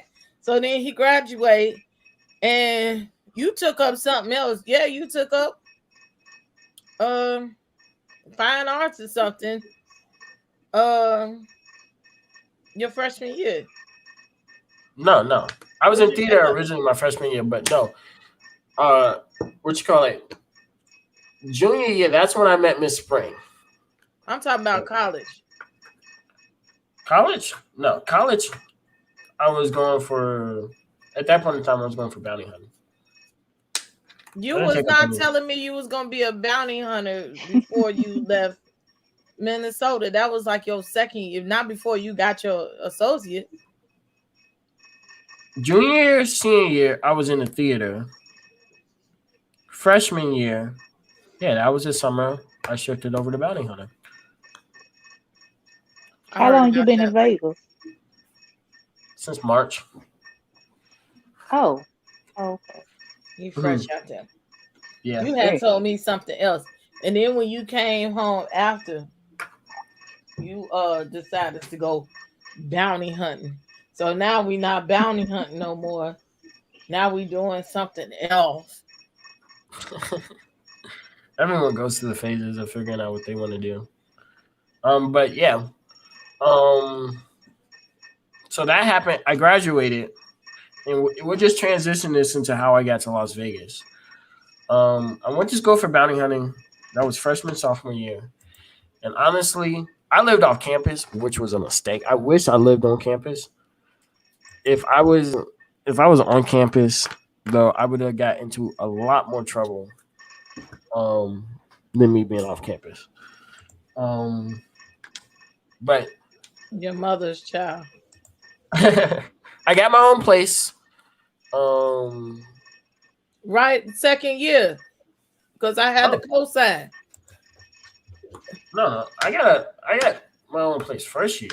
But that was different. That was half campus, half not, something like that. Yeah, but it was so my first place was the student housing. Like I said, I just didn't want to live with my dad anymore. So I got my own place at the student housing at U of M, at the University of Minnesota. But it was like the off-campus housing for the U of M, and then I just traveled to school. Did that, and then second year I got my I stayed at that place. I want to say 2 years, because it was my junior year. I got my own place that was off campus. Yeah, that's when I moved into the big house. Junior year, and that's when I was on the big campus. Because before that I was on the small campus. And like I said, at that point in time, I was just focused on me. Mm-hmm. No. At that point in time, all the homework was done. I was literally focused on me. No, you little selfish thing. Mm-hmm. Yeah, um, California King, you took the words right out of my mouth. He seems to have his head on his shoulders. That's really good. We're proud of you. Thank you. Like I said, I appreciate it. It took a lot. It was a lot of lessons that I had to learn on my own, which I appreciate. I feel like learning lessons on your own are the best lessons to learn. I'm about to Um, be 38. I'm still trying to figure it out. Yeah, he swear he's not what he needs to be at 22. I'm like, I feel baby, like I could be a lot farther. If I no. didn't waste a lot of time when I was 14, 15, I could be a lot farther. But, can't worry about what happened in the past. Like I said, that's when I met some really dope people that are pretty close to me. But yeah, I dropped out halfway through my junior year just because I wasn't happy. And that was the biggest thing for me why I stopped school. I wasn't doing something that made me happy. Um, and then, like I said, I had to have some long, hard discussions with myself about like, what do I want to do in life, and how am I gonna make something out of it? Um, and then, like I said, that's when I developed my purpose in life. My purpose in life is just to do whatever makes me happy, and right now that's making content, making videos, and meeting new people. Like I'm 22, and I'm a social butterfly. So What do you keep saying that for? What? Trying to put himself out there, honey. Yeah. You think he be more than what he is. He's always been that child. Gosh, um, just arrogant. Hey, at ain't that nothing point in wrong with time, I was like, I don't know what I'm gonna do, but I know one thing for sure. I ain't never gonna be cold again. I was just fed up with winter. Yes. Yes. That's why your mama's leaving too. I don't know what I'm gonna do in life, but I know I'm done with winter. No more. Right? And so I was thinking of places to move to. I thought of California, Vegas, Texas. it. Ooh, it's hot as hell down here, baby. Two parts of Texas, Houston and Dallas, Atlanta, and then Florida. And then for me, I kind of just started eliminating things. I was like, Florida might sink in a couple of years. I don't know if I really wanna be in Florida right now. And then I don't know. I was just hearing like they were wilding in Texas. Texas kind of wild. So I was like, we just gonna X off Texas for right now. And then California was just too expensive. If I really wanted to live somewhere, it would probably be California. That's a strong Leo trait. Yeah, that's what everyone tells me. California does have the best weather, and like I said, I feel like they have the most creative people there, which really is something that I like. However, it's too damn expensive. Like, it's too expensive. It's very expensive, but because it's expensive, then you do make more money to accommodate the expense. Auntie is in Florida. Everybody is buying for your attention. But I told your funky ass I wasn't gonna stay on this long, but we might as well rat it on out. Story's almost finished. At that point in time, I was We're gonna rat it on out. It's 30 more minutes. We're gonna rat it on out. I'm gonna go ahead and go back to the chat. I'm gonna be logging off in a minute. I need to get me some sleep. I gotta get up early. All right. All right. Love I just ya. wanted to wish you a happy birthday again. Love you guys too. Be safe, Cam. Have fun. Don't let nobody get you in trouble. Like I said, thanks for coming in. I really do appreciate it. And like I said, we gonna try to keep it safe out here. All righty. Well, y'all be careful. Have a good night. Lord. But yeah, at that point in time, my choices were Atlanta and Las Vegas. And at that point in time, I just flipped a coin. And the coin said Las Vegas. So I moved to Las Vegas. And I didn't even have a plan. I don't know if I'm I sure. told you the extent, but I didn't have a house, nor did I have a job when I. No, you didn't tell me. Said I knew you was on some fuck shit when I woke up one day and you just wasn't there. You was hiding from me. What you call it? I just, like I said, I just wanted something different. So I didn't have a job. I didn't have a house. I ordered a Airbnb for 30 days, not knowing anything about the town, never been here before. And like I said, everything just worked out. Oh, you just would have been at the homeless shelter. You know.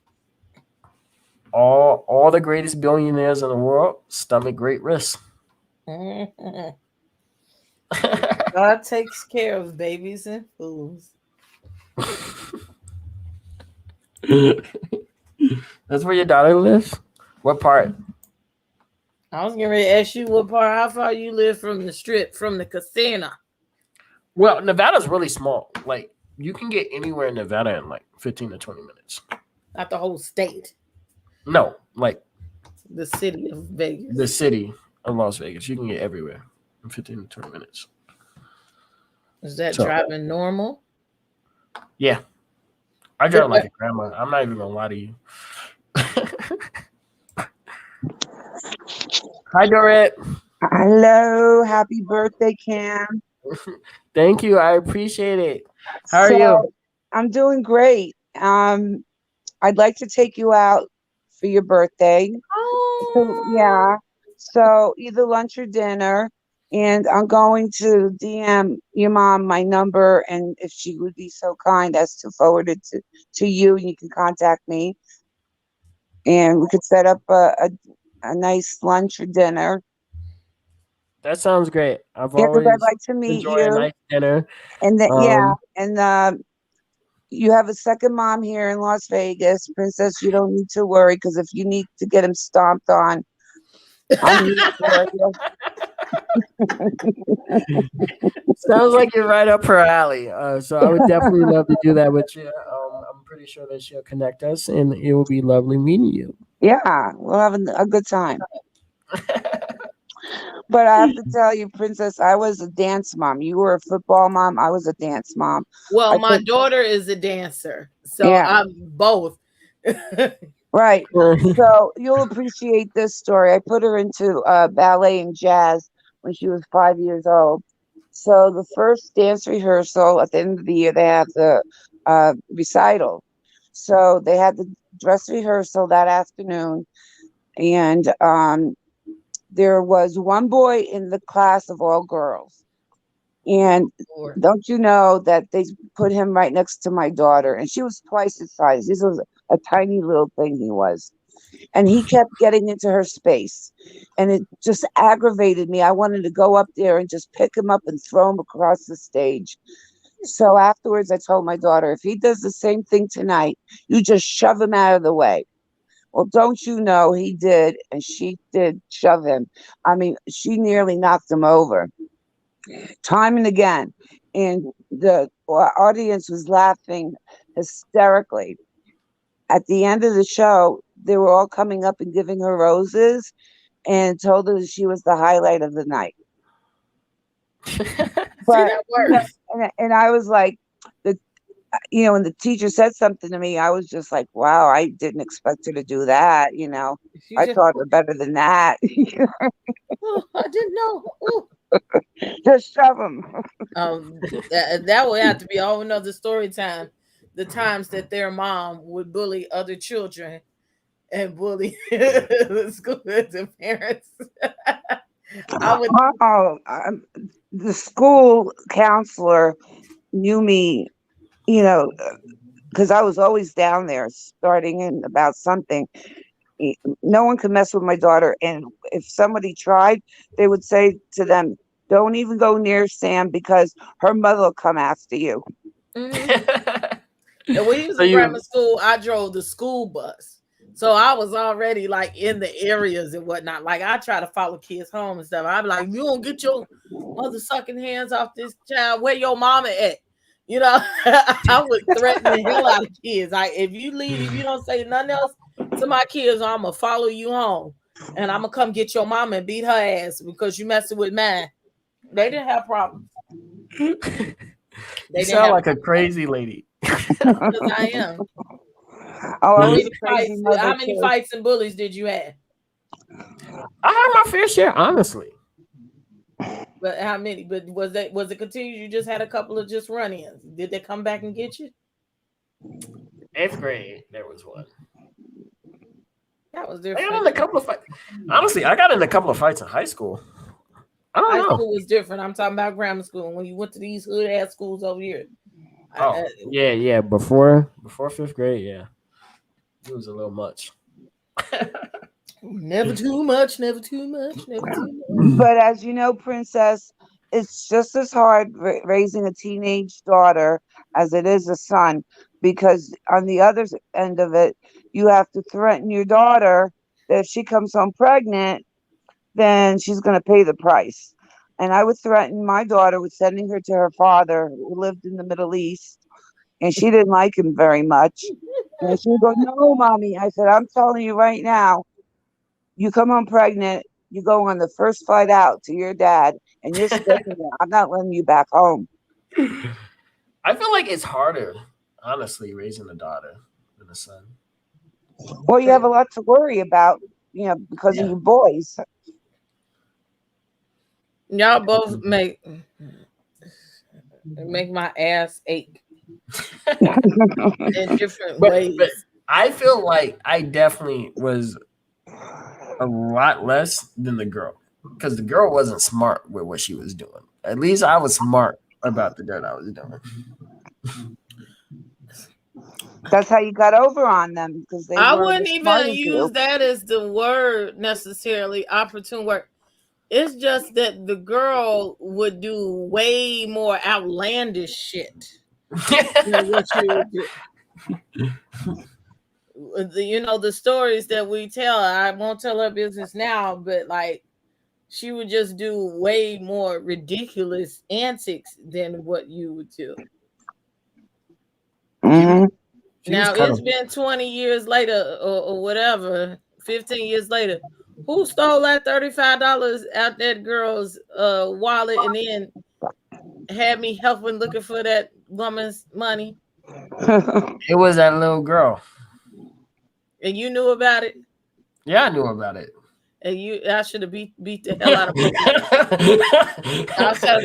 Y'all heard that? Y'all could at least, I didn't teach you to steal, and y'all could at least threw it to the side and gave it back to you. The girl ain't had no money. We sitting up there fretting, and you sit up there stole that girl's money up out her wallet. I'm ashamed. You a partaker. I'm ashamed. Your little girl, I was smart about a lot of things, but she was smart in the way that she would set people up. And she knew how to set me up. She had to be smart because she was on like 5 then.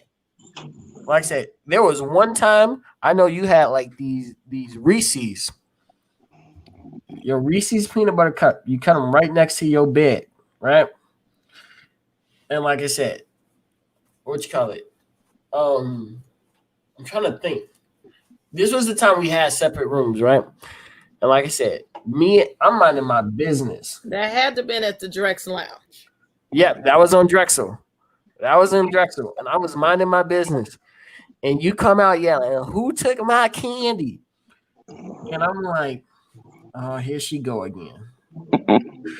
I'm good because I ain't done nothing. I ain't did no dirt. I was minding my business, right? And like I said, me not looking, I don't pay attention to my room. I'm like, she had to do it. Talk to her. No. And tell me why this little girl go right in my room to the exact spot where she hit it and was like, it's under his bed. Right there.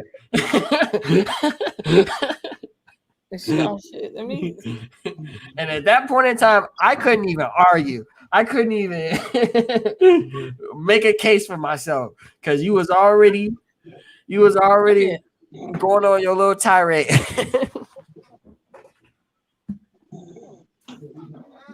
Okay, so some years back, you set your brother up with some Reese cups to make it look like he stole it, and then I got on him and you ran scot-free. She's saying no. I remember You it. what? She don't remember. He said she hid it right under my bed in the back left corner.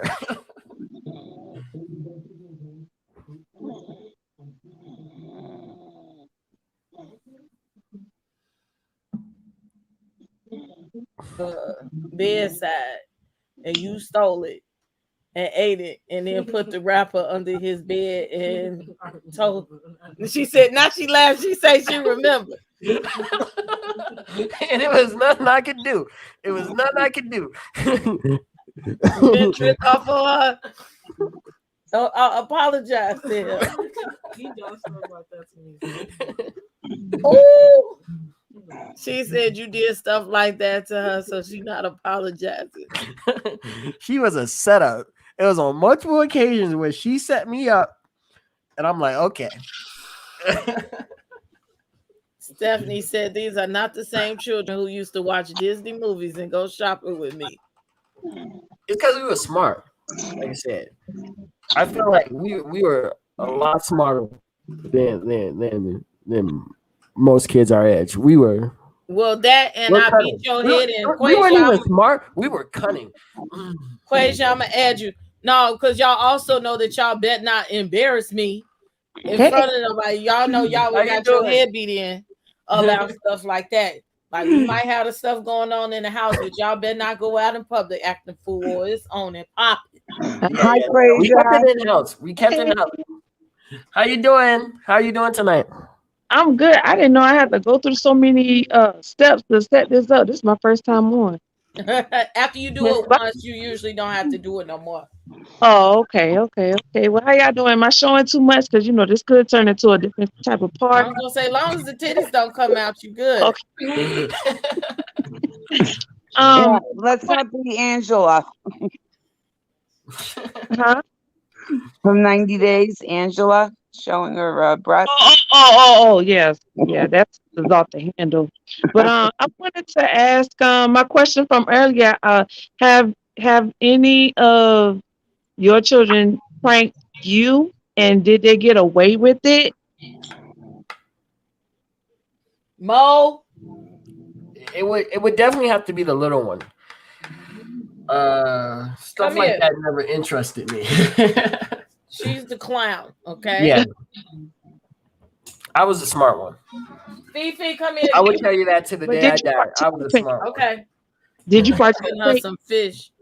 He just goes with the flow and he acts unassuming all the time, like he just don't have nothing to do with it because he got that innocent face, and then he would smile at you because he know this other one was always on some fuck shit. So if he could let her get the fall for it, he would let her. Oh, Somebody's asking the question, have you ever pranked me and got away with it? Yeah. Like, did y'all get her back for the Christmas thing? Oh, you never topped up. I would have just went even further. I have no bottom to my petty when it comes to the children. Like I said, that was a war I wasn't ready to start. No. But you let the whole tree up, sis? Yeah. I told them the time with the Christmas presents. We act like honestly, I think she left the tree up more because she put a lot of time and work in the tree, and she wasn't finna let nobody touch the tree. You weren't finna tear up my tree. That's why the tree was up. That was like a cardinal sin. Okay. Well, happy birthday. Anything that I didn't notice or any prank? Thank you. I do appreciate it. Like I said, it's great talking to all you guys. I love being on talk shows. Like I said, honestly, I might have to start throwing a couple of my own talk shows. I feel like I can talk for hours. Yeah, I'm loving the festivities. Here go a receipt. Oh, when asked for that, they was out of pocket. This was a person that was there. Okay. What's T, sis? She knows that there is no bottom to my petty when it comes to these kids. When I say F them kids, I start with my own. When they get to doing too much. Oh, yummy.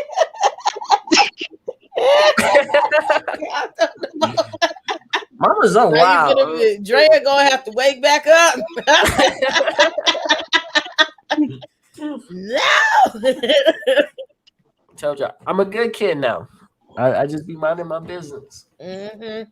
All right. Okay. Well, happy birthday, and I'm gonna go back in the bushes. Okay. All right. Thank you for calling. We're gonna keep an eye on you. Bye, Thank you for Quasar. having me on.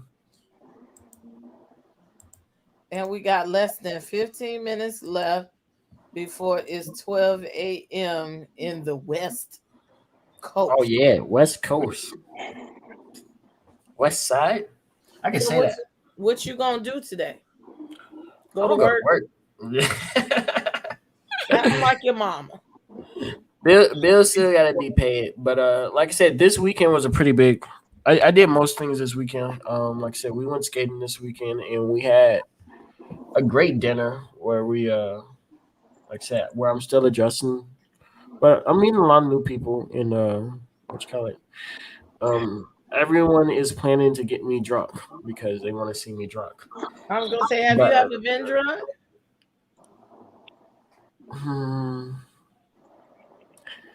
I think I've been close, but I think I handle liquor very well. Like, I'm not gonna drink to a point where I'm just blackface.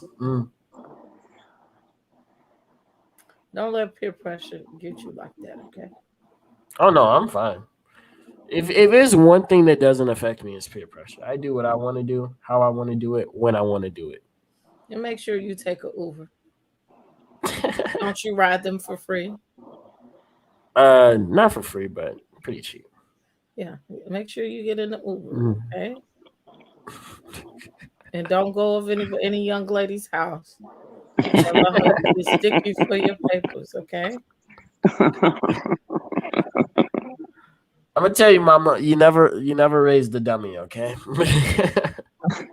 But you do dumb shit. That don't mean that you are dumb. You do fuck shit. And, you know, we all make mistakes. I know who your parents are. That's how you got here, okay? That's a mistake you made. Whoa. Down, boy, down. It's coming for you.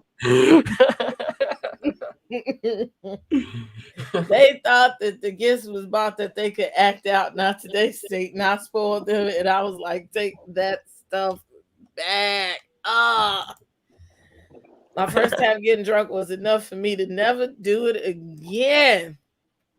Different type of party. That was really my first time. Like, know your limit and don't trust nobody. Yes. Take some headache medicine before you drink. No hangover. Yeah, they got the BCs and things. I'll be honest. I never really had a hangover. Because my first time drinking, it was actually y'all. That was about that day that you was 14. It was y'all. It was you and your brother. I didn't get you drunk. Now, why is you telling the house business in the streets? I don't know if the statute of limitations is up. I gave you your first drink. You gave me my first drink. Uncle Robert. He snuck you some Hennessy. I didn't approve of that. I didn't approve of that. What'd you call it? He gave me, like I said, it was a good bit. And like I said, you gave me pink Moscato. And at that point in time, of course, I didn't know you're not supposed to mix. I couldn't tell that you were sick. Would you stay in your room for the rest of the day? Damn near, yeah. Cam, so you like liquor? I'm not a big fan of liquor. Like, I'm not gonna drink.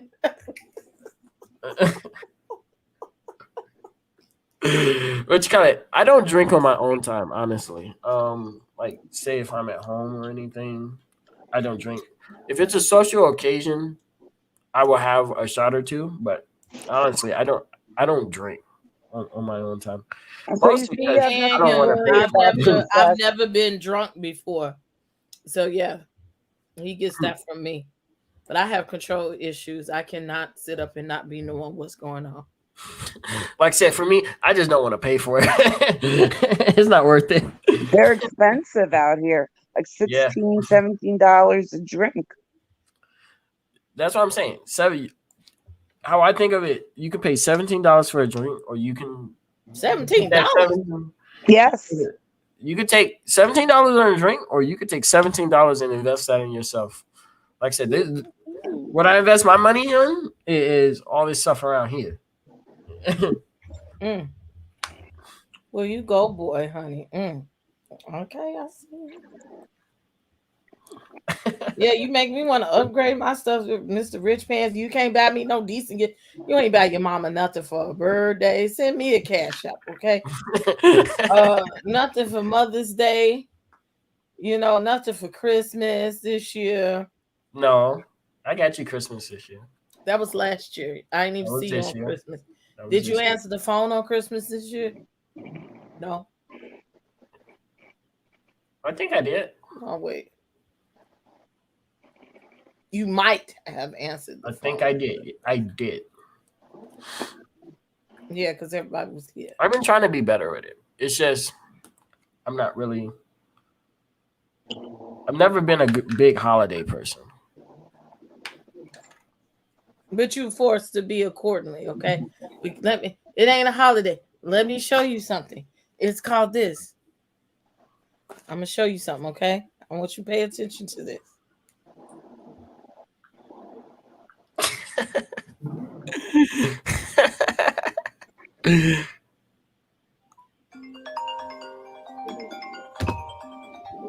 Oh, it's my mama.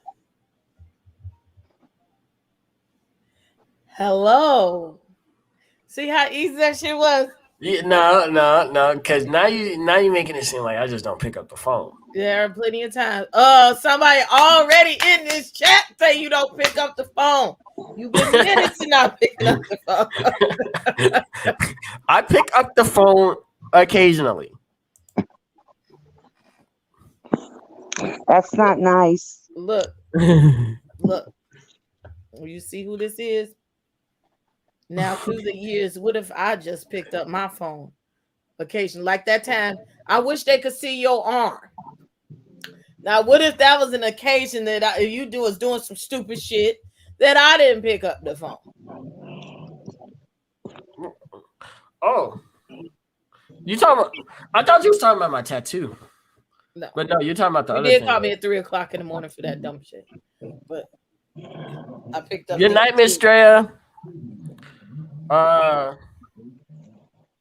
Yes, we will. Honestly, I think I had the situation under control. I'm not even gonna lie to you.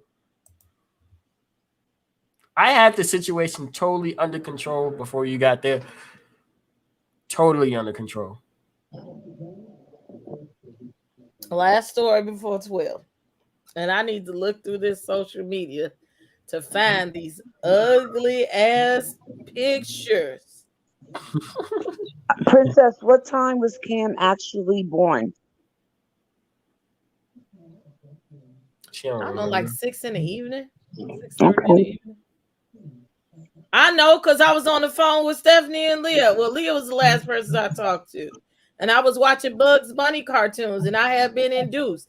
I went to the hospital about 12 in the afternoon, and Ronnie took me because my water had already broke. When I woke up that morning, I thought I had to piss. And I went and pissed, and I had my little banana for breakfast and cereal. And then I went, and it still felt like I had to piss.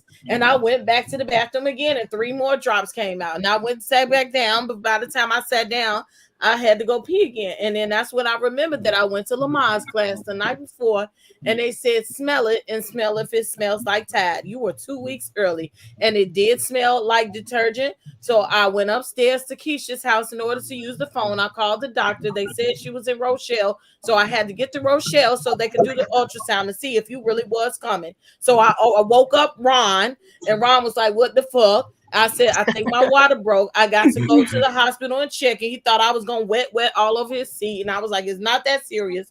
We drove 16 miles out to Rochelle. She gave me some juice, gave me the heartbeat, and said that I was in labor. And then we came back to the house, and he dropped me off at Sycamore to the hospital, and I stayed there all day chilling. They told me I couldn't eat because I was going to poop if I did. So I went all day without eating, and you came in the evening time. Them contractions finally came about 6 something, and Ron came back and held my hand till you came out, and that was the end of that story. So 6 in the evening. Yeah. And I remember telling Leah the last thing I said was, I think I'm having contractions and I got to get off the phone right now. And that was that. And about an hour later, you was here. I almost slapped the shit out of Ron because he looked like your daddy. I almost broke his hand. I had to catch myself. That's not something I'm ready for. That's why I'm not having kids till I'm like 28. Yeah, he was there. He went and he just left. They asked him, did he want to cut the umbilical cord? He was like, hell no. And he just left and went home. He said he slept under the covers for the rest of the night. Didn't turn on no lights or nothing. He told everybody that you was here. And that was that. And they went and took you. And I think they brought you back early in the morning, like in the middle of the night. And you were just silent. And I woke up about 2-3 o'clock. And all I saw was this in the bunting. And I got up and pulled you over. And I put you in the bed with me. And that's about where you stayed for the next months and months and months. Was you slept with me. So in the hospital, they would bring the baby and leave him there all day with you, take him at night? A lot of times they did take him. They kept him for a week. They discharged me. And then they kept him out of hospital politics. Plus he was early and he wasn't eating a lot. And they were scared. I was like, I just got to get him home. He don't like y'all. He came in the world pissing on the doctor. I said he don't like you. That sounds like a me thing. When I had my daughter, they brought her like 6 o'clock in the morning and with the feeding bottle and left her there till 8 o'clock at night. And I was like ringing for the nurse. Isn't it time for you to take her back to the nursery? No, she's staying all day here. I'm like, what? And I had an emergency C-section. I was in no mood, and I thought I'd be able to rest. Forget that. I had to change her diapers. I had to feed her. I had to do everything. I said, this isn't right. Oh, he was at the Albany hospital. They sent me home in style. They didn't want me to touch him. But he just didn't like him. He was like, let me go home. My Uda Woody, him was precious. Also small. It's kind of crazy. 2 weeks like, early. Being at my size now, knowing that I was like under 4 foot for more than like half of my life. But like I'm pretty good size now. Like I'm taller than the average human. The average human. I don't know. Monique forgot like all the pictures in her room. She like literally stole your pictures and she has them like on the wall and stuff like that. Is this it? No, that's another Christmas. Christmas 2009. That was before I was on Facebook, and it was on Facebook that I had these pictures. But look, it's 1:59, aka 11:59. 1 more minute to go. We're on countdown. 1:59 in Vegas right now. It's almost him birthday. I'm excited. So you're gonna be 22 home. Yeah. Oh, 22 is gonna be a big year. I'm it's planning. your birthday. Yes, he did. Happy birthday. You don't have to sing the song. Damn it! I done told you about taking my moments. I tell her this every year. Like, I'm not a fan of the song, and birthday she proceeds to do it anyway. Okay, your accomplishments are my accomplishments. That's right. Just like I told you about graduates, that's my damn diploma. Okay, so these are my. So him 22. So happy birthday to you. Look at this run. Happy birthday to you. Happy birthday to my moo. Happy birthday to you. Look at him. Well, He thank was you. Yeah. I'm not gonna lie, I look good in that photo. I dressed you. I don't like this one, but that first one, Yes. yeah, that one, yeah. Handsome little boy you were. Not that you're not now, but you were a little cutie pie. Yeah, that's a good photo. You might have to forward me that one. I'll make you. It's on the Book of Faces. You just don't be on there. I haven't Facebook since I was in high school. Early college. Thank you for the super sticker. Thank you. Thank you for all the birthday wishes, guys. Like I enjoy being here and sharing this with you guys. And now I'm 22. And like I said, we got a lot of big things in store. So look forward to it. Oh, look at him. He was posing. Look at these. And see, I told you it'd be fun. He was like, you don't have to do this. Look at him. I don't like that one. Don't like that one. You thought you was doing something. Don't like that one. You couldn't tell you nothing back then. Look at him. He was modeling. Him was a model. I don't like the pants. She cute. Oh, is that 8th grade graduation? Yes. Remember, I was looking like, why you didn't get nothing? And I was just puzzled at how they played my baby. And then they waited to the daggone graduation to give you like 15 awards in front of everybody. I got every award at graduation. That's why they came and got your ass freshman year. They were like, oh, look at these NWEA score. We need him here. That's what it was. It was really the test score, the science test score. Yes, they honed in on you. Oh, look at the graduation. Oh, I got them all in here. I was trying to find a baby picture, but I know she don't want to come in here and bring it. Look at him. Look at him. Crazy thing, I wish I had my fashion sense now. You didn't dress yourself. I helped you. Because you would never catch me in that. Man, please. But that was hot then. You can't tell me you wasn't clean. White pants with a lime green shirt and a blue tie. You know where that look was inspired, and the color blocking was impeccable. You can go to hell with that. Now, you know what that was inspired by, right? I don't know. Andre 3000? Yes. Now, look, he had this whole section of all of that. It was his. It was like one from each one, and then like 5 of these. All of them was his. And he just kept coming back up. As soon as he couldn't even sit down, and they just called his name again. And then he was like, okay. And I'm like, well, if that was the case, they could have let him do a speech or something like that. I would have sucked at a speech back then. I was going to say you should have just let him stand on the stage instead of sending him back to his seat. Well, they all were on the stage, technically, because it was a very small school, and it was only one class. Yeah. Of everybody. So when I'm listening to him talk about that, he was, where does one come from?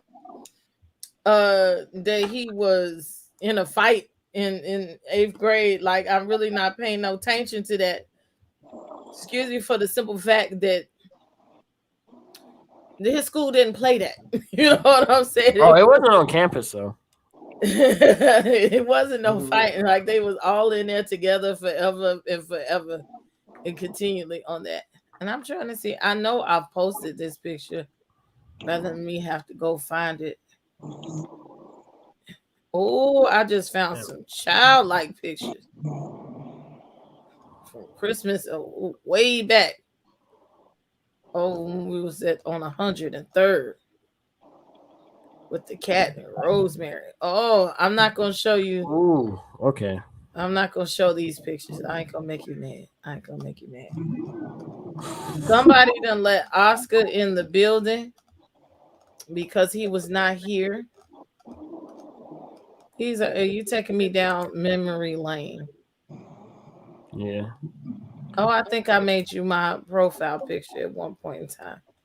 I should be able to see that you and the little girl. If not, I'm just gonna let it go. When y'all was somewhat precious. Oh, maybe I didn't. That's right, because I don't like y'all like that. And Ron would say why y'all would never be on my Facebook profile, and I would say because you still young. You still living your life. No, because I didn't want people knowing my business about you. That my Facebook page was about me, and it wasn't about y'all. So shit, that was. You still trying to live that life? I'm still living that life. Who you thought you was talking to? Okay, if you say so. No, what you trying to say? I'm still young and hot. Here them go. I found my fat baby. Okay, so we done found a fat baby, so now I can let him live.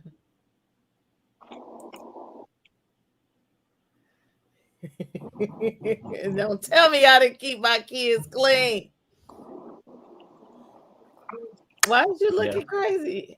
You a hater. You're a fashion sense. You're flamboyant. I'm sleek. Okay, that's now. I'm still sleek sometimes, but this was hot. You know, times change. You was hot. You was clean. Look at you. Was happy to be there. Look, I taught you how to smile, how to stand. You was matching us. We was all matching. So ain't nothing wrong with pink here and there. You can. It wasn't even like pink accessories. I could have wore a black, but like pink. They wouldn't make the black shirts for babies, okay? They make that stuff when you was a baby. Okay. Accessorize. Reach for the stars, can't with it. My son had a lime green shoe. Yeah, thank you. Oh, what did have with all these flamboyant colors? I still wear blue ever since he picked out the blue shirt for me in my color. It's my color, and he was right on snap. You are truly a prince. Happy birthday. Everybody that needs to see them saw them. You get the belt. Y'all so crazy. Them my two little ones. They was babies. She stole all of it. Damn, go. Here is my fat stuff.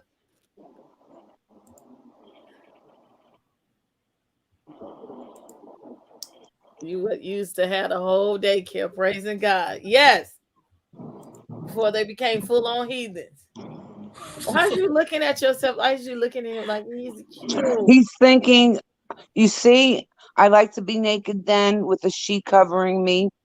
That was my little, I didn't have no money, and I was bored. And so I made a whole photo shoot with him.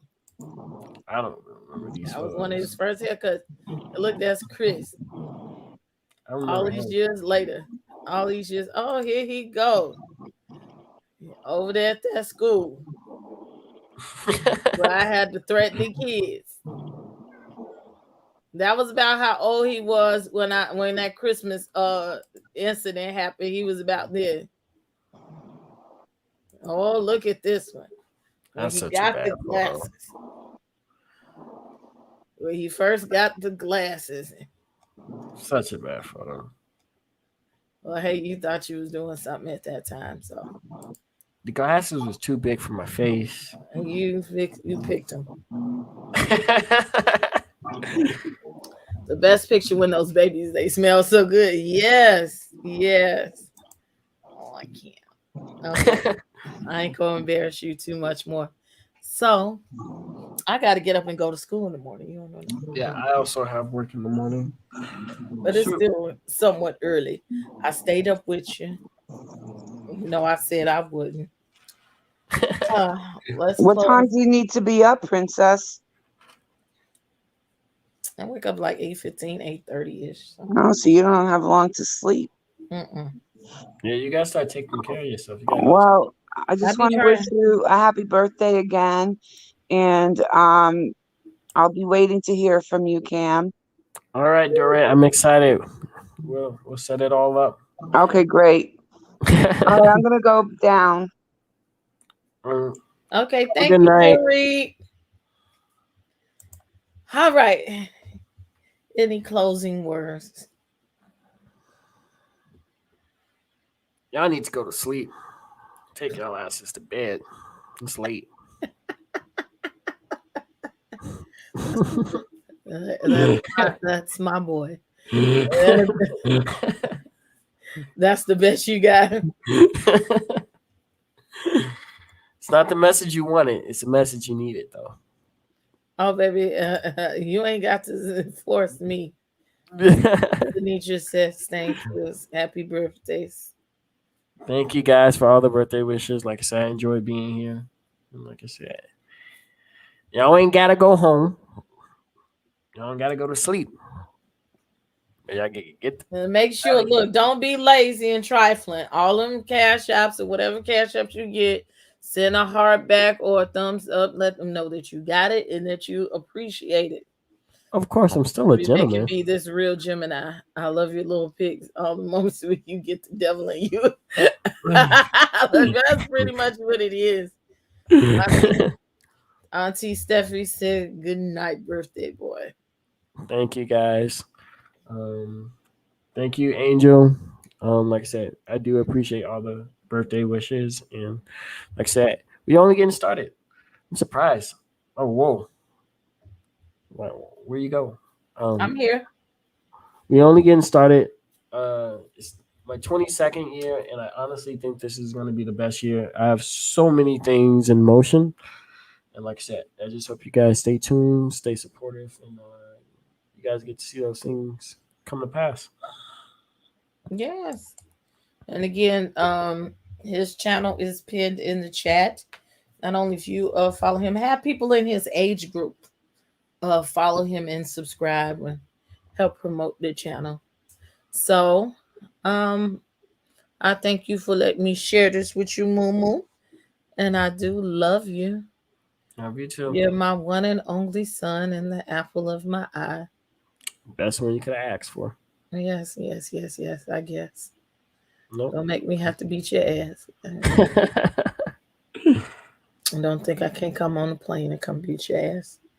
But Only telling you it because it's the truth. I do love you.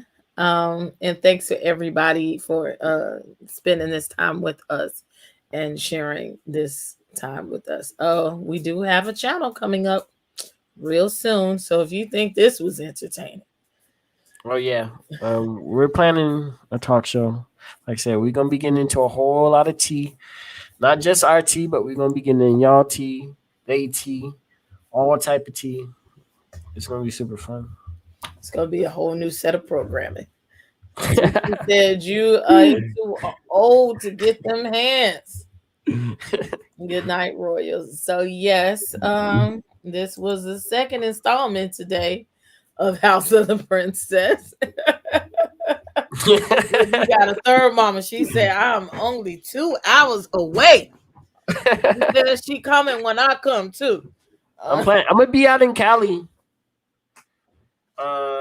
later this year. We got a couple of things going on out there, so I'm excited. It's gonna be my first time in Cali.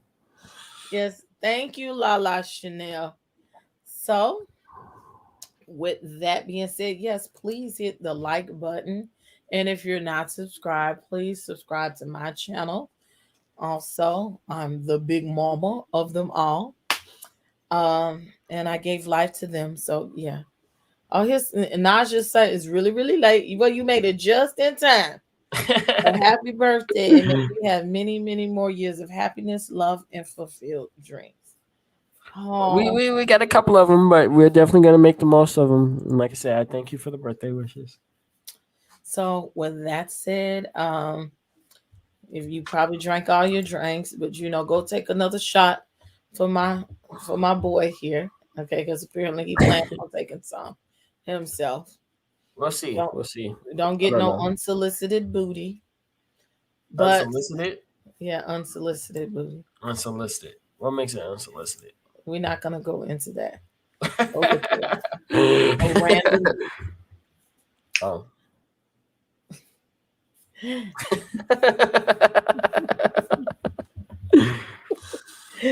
This is House of the Princess. I am Princess AV, and that is 4K Cam. Oh, that way. Yes, that way. 4K Cam. Follow us both. We thank you for coming to the house. Now it is time to turn out the lights. Have a great night. Have a good night, guys. Royalty Beauty Brands is a female, Black-owned beauty company with all of your cosmetic needs in mind. Right now, we offer hair extensions, eyelash extensions, and our flagship product, Yumbella Lip Glam. Coming soon to add to our product line will be promo merchandise, lip oil, lip scrub, beard oil, body butter, body soap, and makeup, to name a few. Every product is vegan friendly and carefully made with the consumer in mind. Check out our Royalty Beauty Brand social media and go to our website to sign up for our exclusive mailing list for discount codes and to place an order. Don't forget to leave us some feedback. Royalty Beauty Brands. We see the beauty in you.